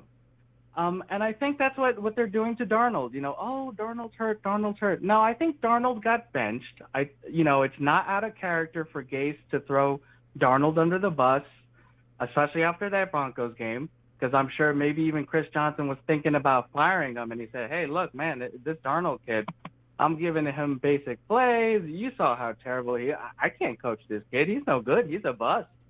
I told you to fire McCagnon. He drafted a bust. So, Johnson, I'm going to need the rest of the year here. We're probably not going to be good, but don't worry. We're going to get the number 1 pick. I'm going to get rid of all the troublemakers. There's a lot of troublemakers in the locker room. I'm going to get rid of them. And this Trevor Lawrence kid, I guarantee we're going to be great next year. I think that is what Gase pulled. I think that's his scam right now, because every other team in the league, look at Houston, look at the Falcons. They fired people, and even they're not fire sailing their team. People are fired, but people are playing, right? They're not selling. They didn't trade Matt Ryan. They didn't trade Julio Jones. They're keeping what little they have. They're keeping it. The Jets are trading all the players, everything, every person they can find, they're getting rid of, but Gase is still here. It's the complete opposite. So to me, that is not a team that's moving on. That's a coach who's growing like mold on the house that is the Jets. I know. I hate it, Joe, but I gotta call it like I see it. I gotta call it like I see it, because I'm not seeing anything that's telling me they didn't even think about firing Gase, because he's just, it's the same Gase, man. It's disgusting. It's disgusting. I've never seen anything like this in pro sports. I mean, I'm a Mets fan. Even the Mets aren't this bad. Yeah, but it's crazy. I mean, and listen, teams are rebuilding. Yeah, and listen, I hear you, and Go I ahead. hear you, you bring up a decent argument behind it, but when you watch this football team, when you watch, and I could see him, trying to weasel his way out of stuff, but when you watch the way that he's coaching offensively here, when you watch the horrific play calling, when you watch him not be able to utilize talent officially, when you watch us getting blown out, we've gotten beaten by teams that were literally in a rebuild. Last year, we got beat by a Dolphins team that literally was in a rebuild. They were tanking. They got rid of everybody. He should have known that team better than any coach in the league, because he had just got fired by them. He had just gotten fired by them. And we still got our asses kicked against them. They still beat us. We had so many losses last year where it was like, how many times last year was it said this is the worst loss in franchise history? Then you come into this year and you're getting just blown out. And this is with and without Darnold. You're getting blown away. Your teams look unprepared offensively. I mean, when you see all that, you still think that the Johnsons would be so idiotic that they would still keep Adam Gase? Joe, I hate to say it, but yeah, man. Because I think the Johnsons, I know, I hate to say it, but I think what happened, because Gase started out the gate so bad last year, I think they started out 0-7 right, last year, or almost that. They're 0-6 now, so really, as far as Johnson's thinking, we're right on schedule. They're not any worse than last year, technically. If you're only looking at the numbers, because Johnson's not watching the games, man. He's busy doing whatever the heck he does. Douglas is barely watching the games. He's spent more time on his phone than doing anything else. So really, as far as they're concerned, it's not really that bad. And you got to remember, Gase has probably for weeks been saying, man, this team's no good. Man, this team's no good. Man, these players are terrible. So he's kind of prepared because he's the ultimate snake oil salesman. He can't coach his way out of a paper bag, but man, this guy is a great salesman of junk. Oh. That's his skill. That's why he got hired here. He wasn't hired because he could coach. He got hired here because he could BS his way into this job. So he's going to BS his way into keeping it. And I think he's just throwing Darnold, Le'Veon, Jamal Adams, the janitor. I mean, everybody's getting thrown under the bus. And I think that's why Chris Johnson did that super weird week 1 vote of confidence, right? Yeah. I think that was Johnson kind of telling us, hey, guys, we're not firing Gase. Yeah, like he was trying to set our expectations, because he saw the fans were flipping out, and he's like, guys, Gase isn't going anywhere. Oh my God. I know it's not exactly what he said, but that's what he meant. You gotta read between the lines, Joe, a little bit. I hate to say it, man, but that's what I'm saying, Oh man. Well, listen. I'll tell you what, if Gase comes back next year, you're gonna lose whatever left of the fan base that you have. They're gonna walk away. Like if they think it's bad now, I'm telling you, the ratings, nobody's watching the games. I mean, hell, even if people were allowed in the stadium, if everything was good in the world and we were allowed to go to Jets game, I guarantee you there'd be nobody at the games. Nobody would be going. I mean, the Johnsons are playing a dangerous game. You keep Adam Gase around and continue to ruin your franchise when we're watching guys like Ryan Tannehill, so on and so forth, go other places, get away from him, and just completely flourish in the NFL and become way better players than they were under him. You are playing with fire, and you may burn your entire building down. But, man, I want to thank you for calling in. Please call in the next time I do a show. I love talking to you. You're a great caller. Thanks, Joe. Appreciate it. Try to enjoy the rest of your night, all right, man? I know it's rough out there. I will, man. You have a good night. Oh, man. Listen, the caller, he brought up a point. I don't necessarily agree. Look, I know the Johnsons are idiots. I call them idiots all the time. I call them clowns. They're really dumb. They are. But let me tell you something. If they are truly thinking about keeping Adam Gase next season, if he is the head coach of the Jets next season, the fans are going to lose it. They'll be full-blown. They'll just lose it. I'm telling you, no one's going to watch. No one. So I'm going to keep going to these lines. 732, I'm coming directly to you. I'm going to get your thoughts about the state of this Jets franchise and your thoughts on the Jets losing to the Dolphins 24-0. Hey, Long Beach Joe, how are you tonight, buddy? I'm all right, man. I'm trying to get through this situation. This team is a mess, man. But give me your thoughts on this Jets team. Give me your thoughts on the way that Joe Flacco played against these Dolphins as well. Well, let me just start by saying that last caller was amazing. I mean, I think I don't know that I've heard a better take in terms of my own personal opinion on what's going on than what he articulated on that last call. That was exactly right. And what's so incredibly crazy is that this whole organization is so far out the window at this point that we have to watch things like what we saw with Joe Flacco against Miami, which 3rd and 4th down, we're just going to throw it into the first row of the stands. We're not even going to try. We're just, who cares, right? This is an embarrassment. I mean, once you get to the player level of that type of mindset, it's over. It's over. It's over. I don't know that anything is going to save this team at this point. And specifically because, and I think it should be noted very specifically what that last caller said about Adam Gase growing like mold and taking and putting down roots, he's exactly right. That's what he's doing. Because if he was going to be fired, he already has 47 reasons to fire him. I mean, it was such blatant personnel mismanagement that results in injuries. Multi-million-dollar, high-profile free agent players who, if you have any business sense, you know that even if you have a trouble or an argument or it's hard for you to get along with one of your big star free agents, you have to understand reputational risk. Yeah. Okay? These are players that are respected throughout the league. What they say to other players matters. What they say about locker rooms to other players and management to other players matters.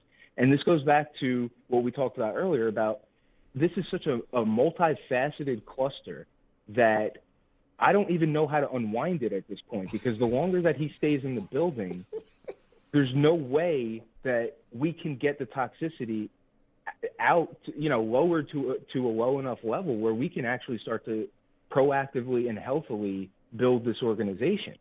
And it all starts from the top. And Joe Douglas is like the cream in the middle of the Oreo right now, totally soft and spineless. Chris Johnson is, for whatever rigid, he's the top layer of the Oreo. He's rigid. He's not breaking on his brilliant thoughts about Adam Gase. And then Adam Gase is rigid as well, where he is so good at what he does, at being a snake oil salesman, as the other gentleman mentioned, that it doesn't really matter to him. His priority is to keep his job. And I know people like this. His priority is to get a paycheck. It has nothing to do with the success of the company for which he's working.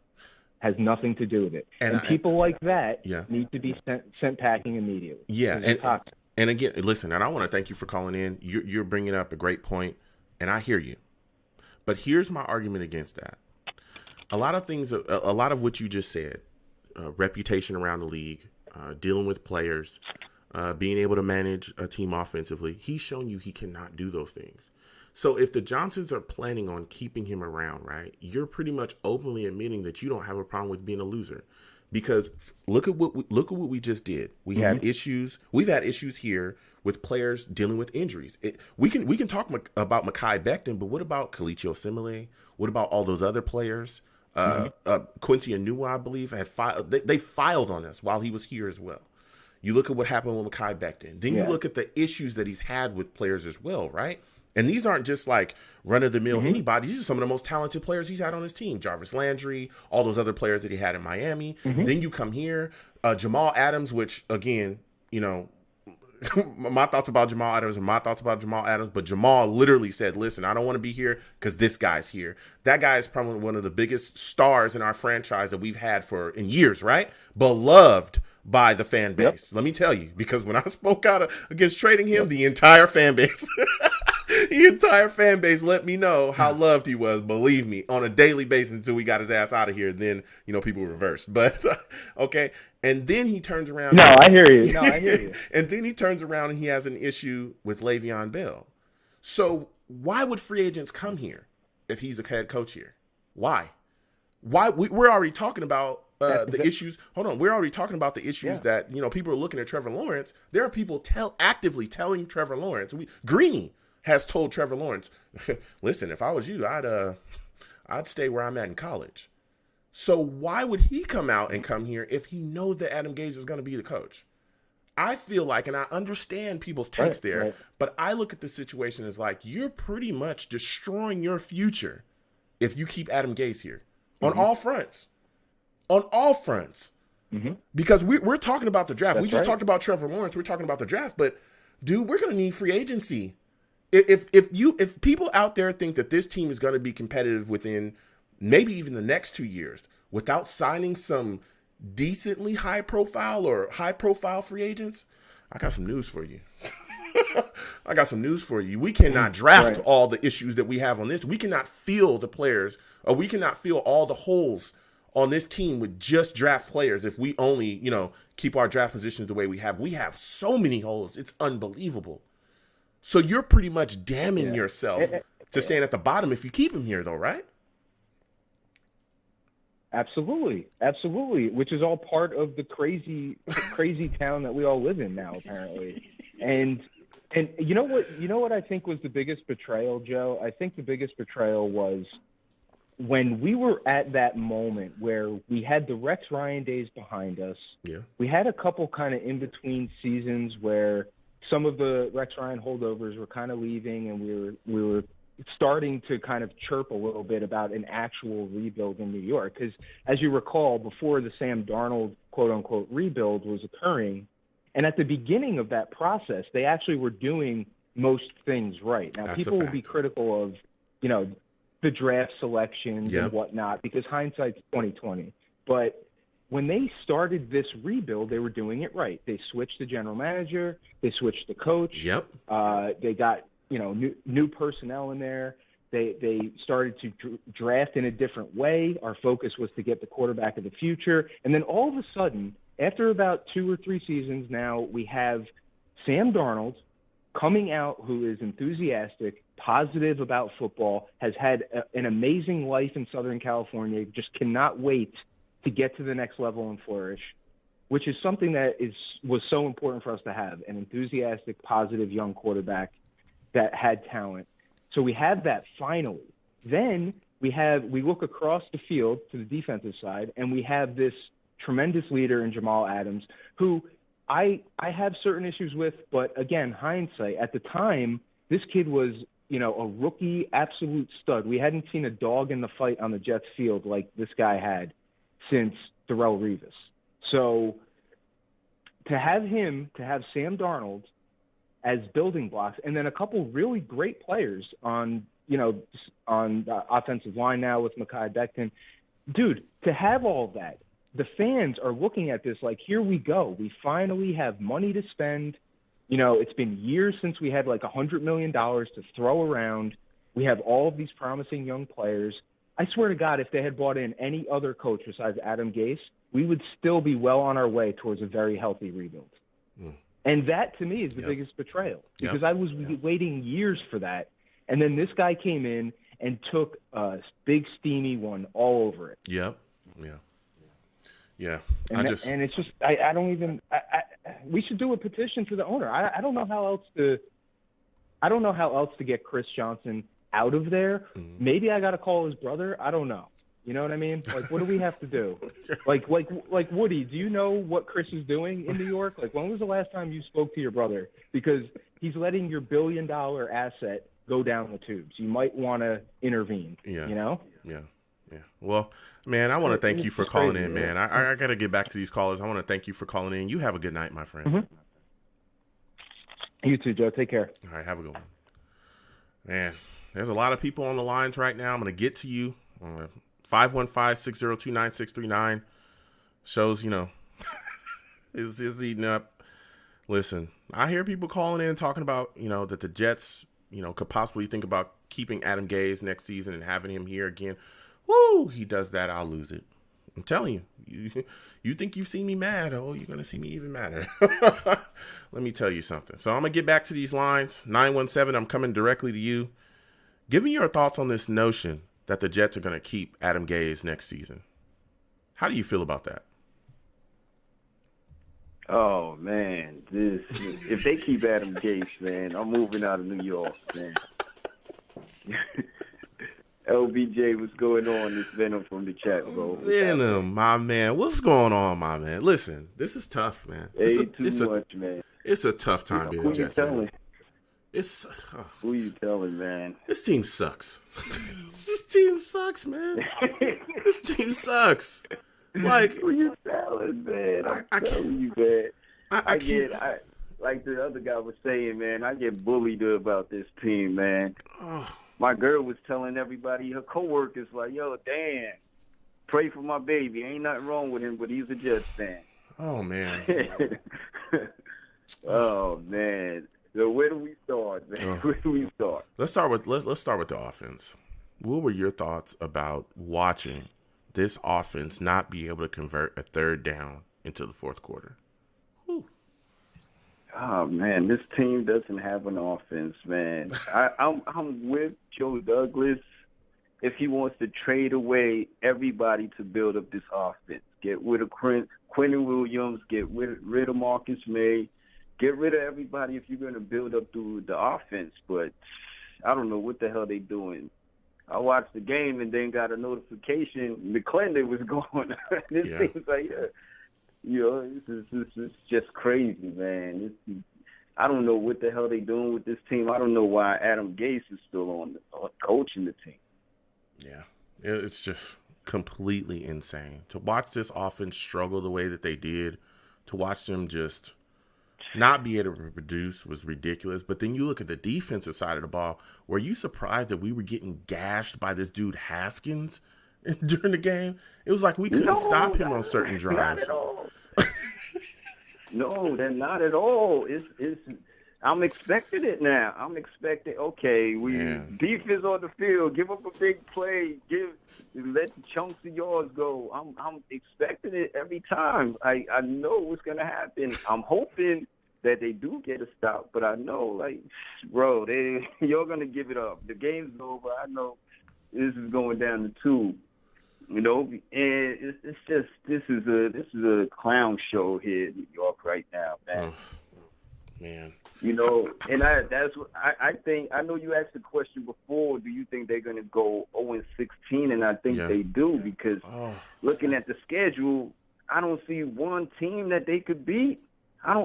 Jamal's going to have a great time coming in with Seattle. Le'Veon's going to have a great time with Kansas City. Yeah. I don't see them stopping Cam. We got the Chargers. We got the Browns. Oh, my God. These teams are going to kill us.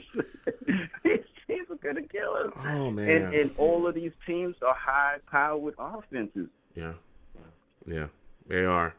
You know, so with the defense looking the way it looks now, I'm hoping at some point Adam Gase start these young people. I don't even know what's going on with a new squad. He hasn't been on the field yet this whole year. Yeah. I don't know. Zanika's not even out there. Yeah.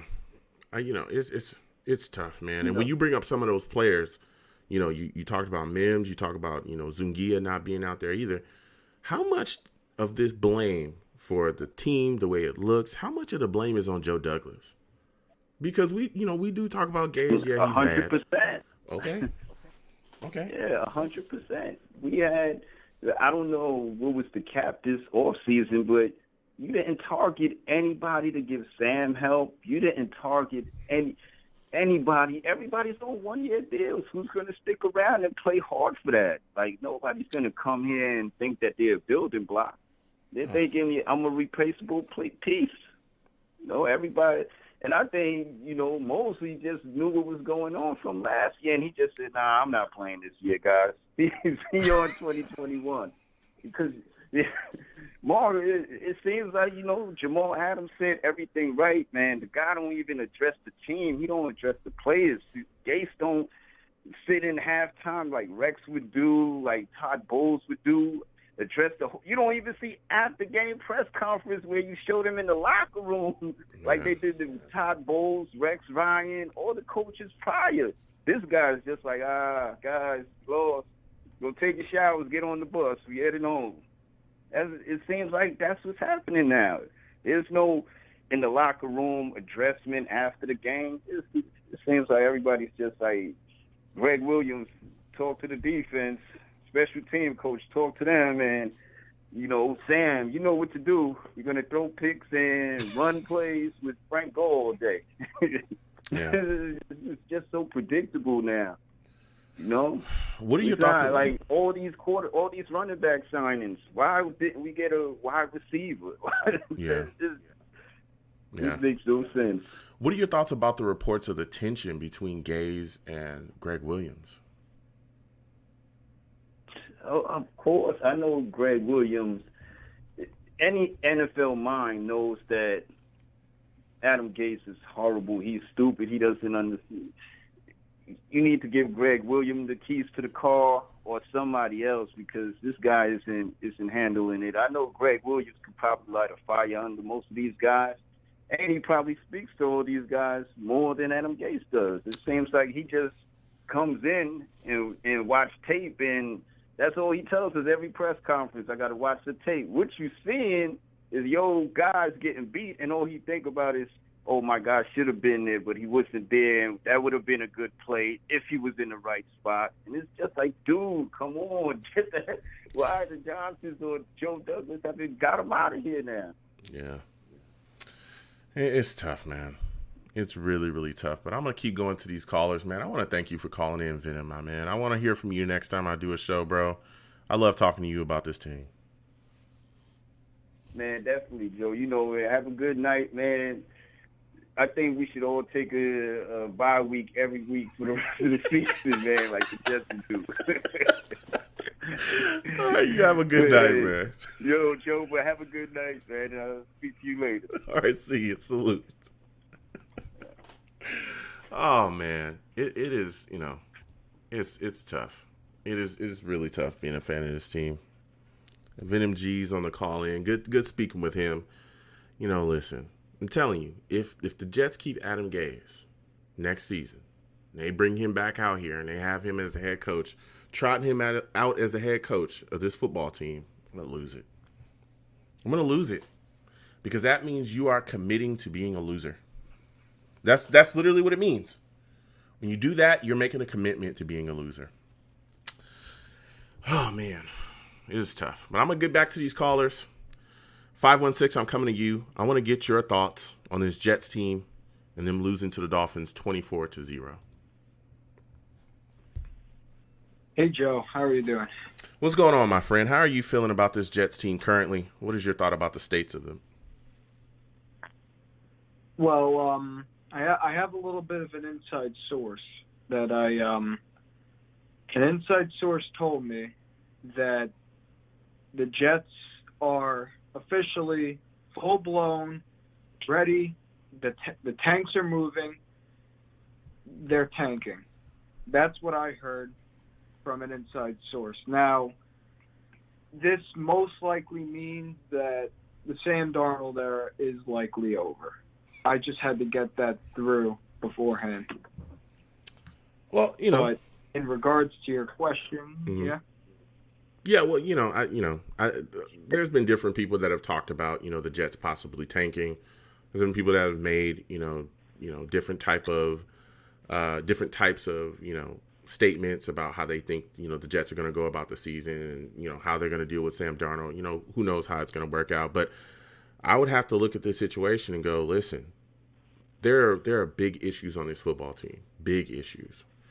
And I don't think that the issues are Sam Darnold related. I think that these issues are that we do not have the offensive weapons, we do not have the coaching, and that we do not have the protection to groom any young quarterback.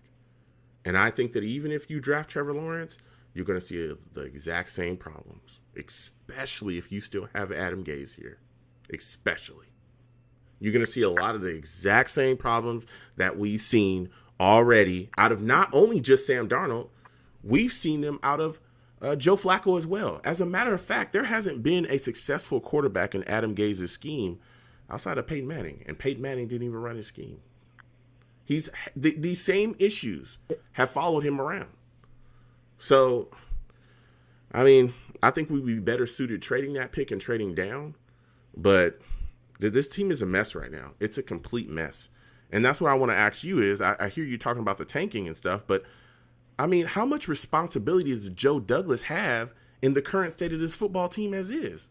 Because couldn't he have done things better in the offseason to make this team better, specifically in the draft? I can tell you what he did pick up. A lot people are giving Joe Douglas too much crap. All right, I think Joe Douglas is a really good GM. All right, I know the Perriman signing hasn't really panned out to replace Robbie Anderson. Now Robbie Anderson's doing really damn well with the Panthers. Yep. But we haven't seen Mims yet. Mims hasn't played. I mean, was the drafting a third-string quarter? Go on. Yeah, but was that enough, though? I understand that, and look, I like Joe Douglas as well. I'm not banging on him, but I'm just saying, hey, listen, we went into the offseason with needs, and the needs were as clear as day. We needed offensive playmakers. We needed wide receivers. We needed offensive linemen, right? You go into the draft, I'm talking field with wide receivers. One of the greatest wide receiver, depth classes probably in the history of the NFL. That's what analysts said. That's what scouts said. So all these people said, right? And if you only come out of that draft with one wide receiver in Mims, and you're drafting third-string quarterbacks or even running backs, or even some people even question the Zungia pick as well, before you address the offensive needs, then what are you doing? Because the reason why everybody was semi-okay, and not everybody, but some Jets fans, myself as well, was okay with letting Robbie Anderson go was because, hey, the draft is coming. There's talent there. We had the picks. We had the capital. Okay, we'll just address wide receiver in the draft so we can cushion the blow of losing Robbie Anderson. But when you try to cushion that blow with a guy like Perryman, who has never been healthy, he's always been injured throughout his career, you bring in Mims, you only draft one wide receiver in the draft, and then your other plan was Dotson, who opted out. But even if Dotson was here, he's a draft bust as well. How exactly did you help your offense? You made it worse, right? Yeah. Yeah, I kind of agree with that, but we're really lucky to have another deep wide receiver class. We're really lucky to have that. What I think they should do, my plan is that if they get the number 1 pick, based on what you would like, which is not to draft Trevor Lawrence, move back with the Falcons. In this scenario, I would have the Jets at 1, Washington at 2, the Giants at 3, and Atlanta at 4. Atlanta's, a lot of speculation has been going around that they've been wanting to draft a quarterback, maybe let go of Matt Ryan, trade back, get a first, second, and a fourth from the Falcons for the number 1 pick, trade back, draft Jamar Chase with that 4th pick, and then with the Seahawks pick, just try to get some edge rushers, and with the Atlanta pick, we would have, in my projection, the 32nd pick, the first pick in the second round, and the 4th pick in the second round. Well, look, so you're getting a lot of draft capital. Yeah, look, I hear you. I think they can improve both sides of the ball. Yeah. Yeah, look, I hear you. And I mean, we're going to talk about the draft as well because, the season's going to go on. We're going to get closer. But since you want to touch on and you're asking me questions about that as well, I hear you. But I want more than that. I need more than that. There's analysts out there, especially if Trevor Lawrence come out, there's a lot of hungry football teams. That football team is Washington is quarterback hungry. There's other teams as well. I've heard people speculate that we could get 3 first-round picks or 2 first-round picks and a ton of mid-round picks. I'm moving down to get that. Because let me tell you something. I love Jamar Chase as well. You really think? Yes. There are teams that are starving. Think we could get that much? We could. Do you see Trevor? He's everywhere. This dude is everywhere. I mean, I've never listen, people think that he is the greatest, quarterback prospect since Andrew Luck. That's what a lot of people are saying. You turn on TV, the hype is there. This dude, he threw like a ton of touchdowns against Georgia Tech just recently. He blew them out, or against Georgia, he blew them out. Like, I get it. If we can get capital back to move on, if we could get capital back off and come off that first round pick, move down and get 2 first round picks or 3 and a bunch of capital after that, I'm doing it. And I understand you love Jamar Chase. I do as well. I think he's phenomenal, right? I think he's phenomenal, but we need more. I need more chances. I need more players. Everyone I know is just looking at this roster right now. Listen, we don't have no wide receivers. Our offensive line still needs improvement. I mean, big improvement. You go over to the defensive side of the ball as well, which I don't really give a damn about the defense, but since we're talking about the draft, we're going to talk a little bit about that. We need corners. We probably need 2. Pass rusher is still an issue. We're still trying to figure out what we're going to do at safety as well. We got 1 safety for sure that's going to be out the door. McDougal is going to be gone. Marcus May, we still got to figure out what's going on with his contract, if he even comes back. There could be big holes on this football team. Big holes. And we got guys on 1-year deals that are not going to be here. We have got to do whatever we can to better this team as fast as possible. Because let me tell you something. We have been in a rebuild for, 5 years? 6 years? Something like that? Maybe longer? Right. Yeah, right?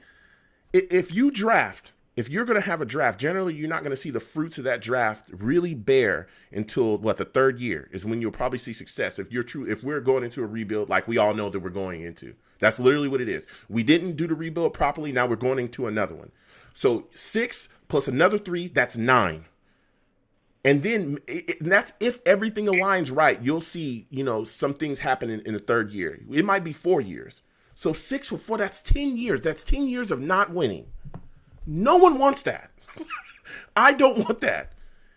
Using Trevor Lawrence, even worse. Using Trevor Lawrence, using the allure, the appeal that's around him, the thirst that is around him, we can make this team better in like 2 years.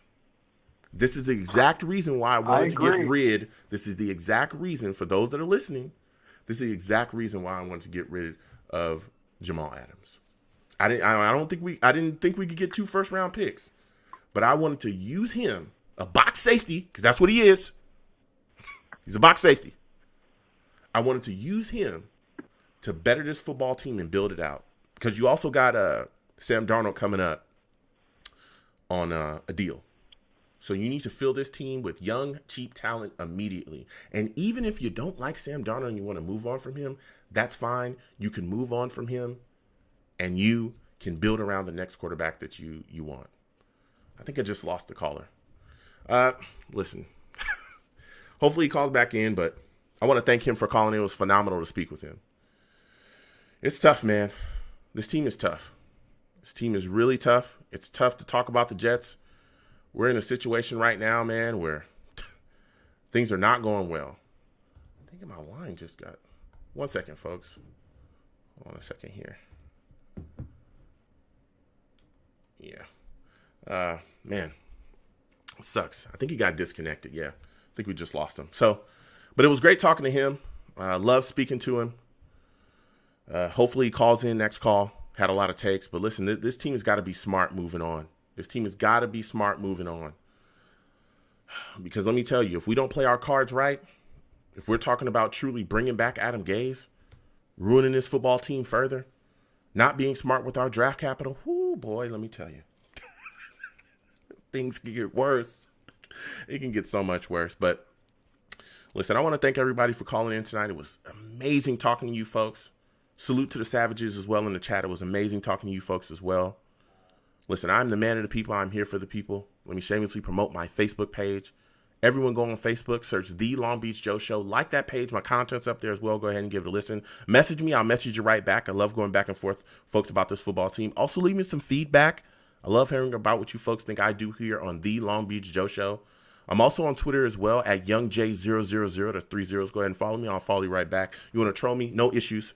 I'm the troll that lives under the bridge. I will have my Sam Darnold jersey on at all times. I don't know when he's coming back to play, but, I'll have it on. You can also catch the show at The Long Beach Joe Show on Twitter, at The Long Beach Joe on Twitter. Go ahead and follow me. I love going back and forth with folks about this team. I'm also on YouTube as well at Long Beach Joe Jets. Long Beach Joe Jets. That's where you find the stream. You'll find my other content as well, the videos that I do on the football team, on the Jets. We wear green over there. You know what I'm saying? So, and as always, folks, when you see me in person, whenever you see me in person, it is arms out, chest open, free hugs for everyone, okay? The hugs will always remain free, especially in a time like this. It is tough being a fan of this football team. It's tough. But the hugs will always remain free. I'm also, again, a big supporter of Susie G. Komen Foundation. Everyone go over there. Go to my social medias that I just talked about. The link is plastered all over there. Please donate if you can. If you can't, that's completely fine. Just share it across your social medias. We're bringing a fight to breast cancer. Share it across your social media as it continues to bring about breast cancer awareness. So I want to thank you folks. So you folks have a good one. Peace.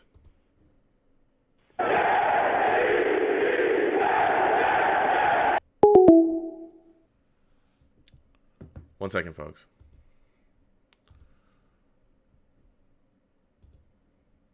That was an amazing show. Let me break this down here. All right. So is this done? This done. Listen. I want to thank you folks, seriously. Love talking to everyone about football.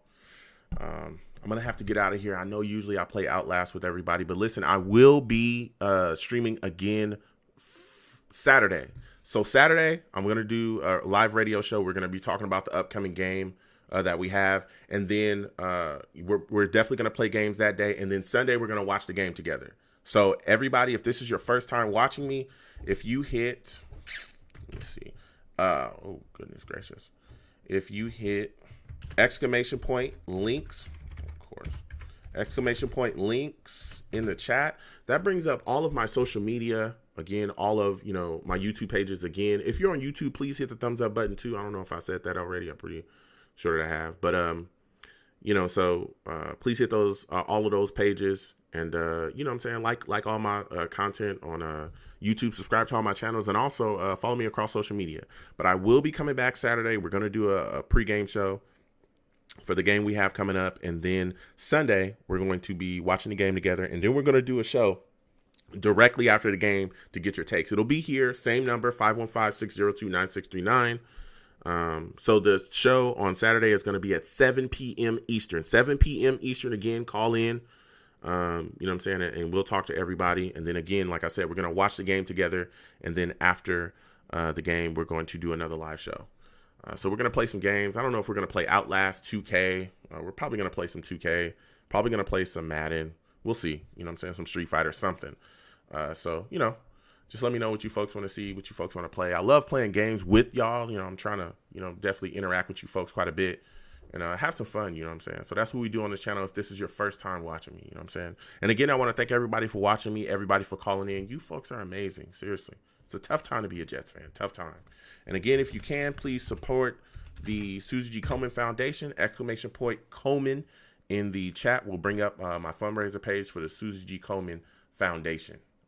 That money goes directly to the Susie G. Komen Foundation to fight breast cancer and bring awareness to the fight against breast cancer as well. So research everything. So I want to thank you folks. You folks have a good one. Again, I will see you Saturday at 7 p.m. Eastern. We will be doing a show here. We're going to talk about the game that we have coming up. So I want to talk to you folks again. So you folks have a good one. Val Outlaw, great stream. Yo, salute to you, Val. Thank you so much. Rudy, yo, salute to you as well, man. You folks have a good night. Angry Buffalo, salute to you as well. I got a lot of, also got a lot of fans from other teams that watch me as well. Salute to y'all, man. Salute to y'all. I love speaking with other fans of other teams, that come in and want to talk to me about what we got going on over here. You know what I'm saying? I love that. I love just talking football with everybody. So even if this is your first time watching me and you're not a fan of the Jets, it don't matter. You know what I'm saying? I mean, over here, we bleed green, though. Keep it real clear. You know what I'm saying? You see the two dudes right there. You know what I'm saying? But it is what it is. This team sucks. So, oh, man. So you folks have a good one.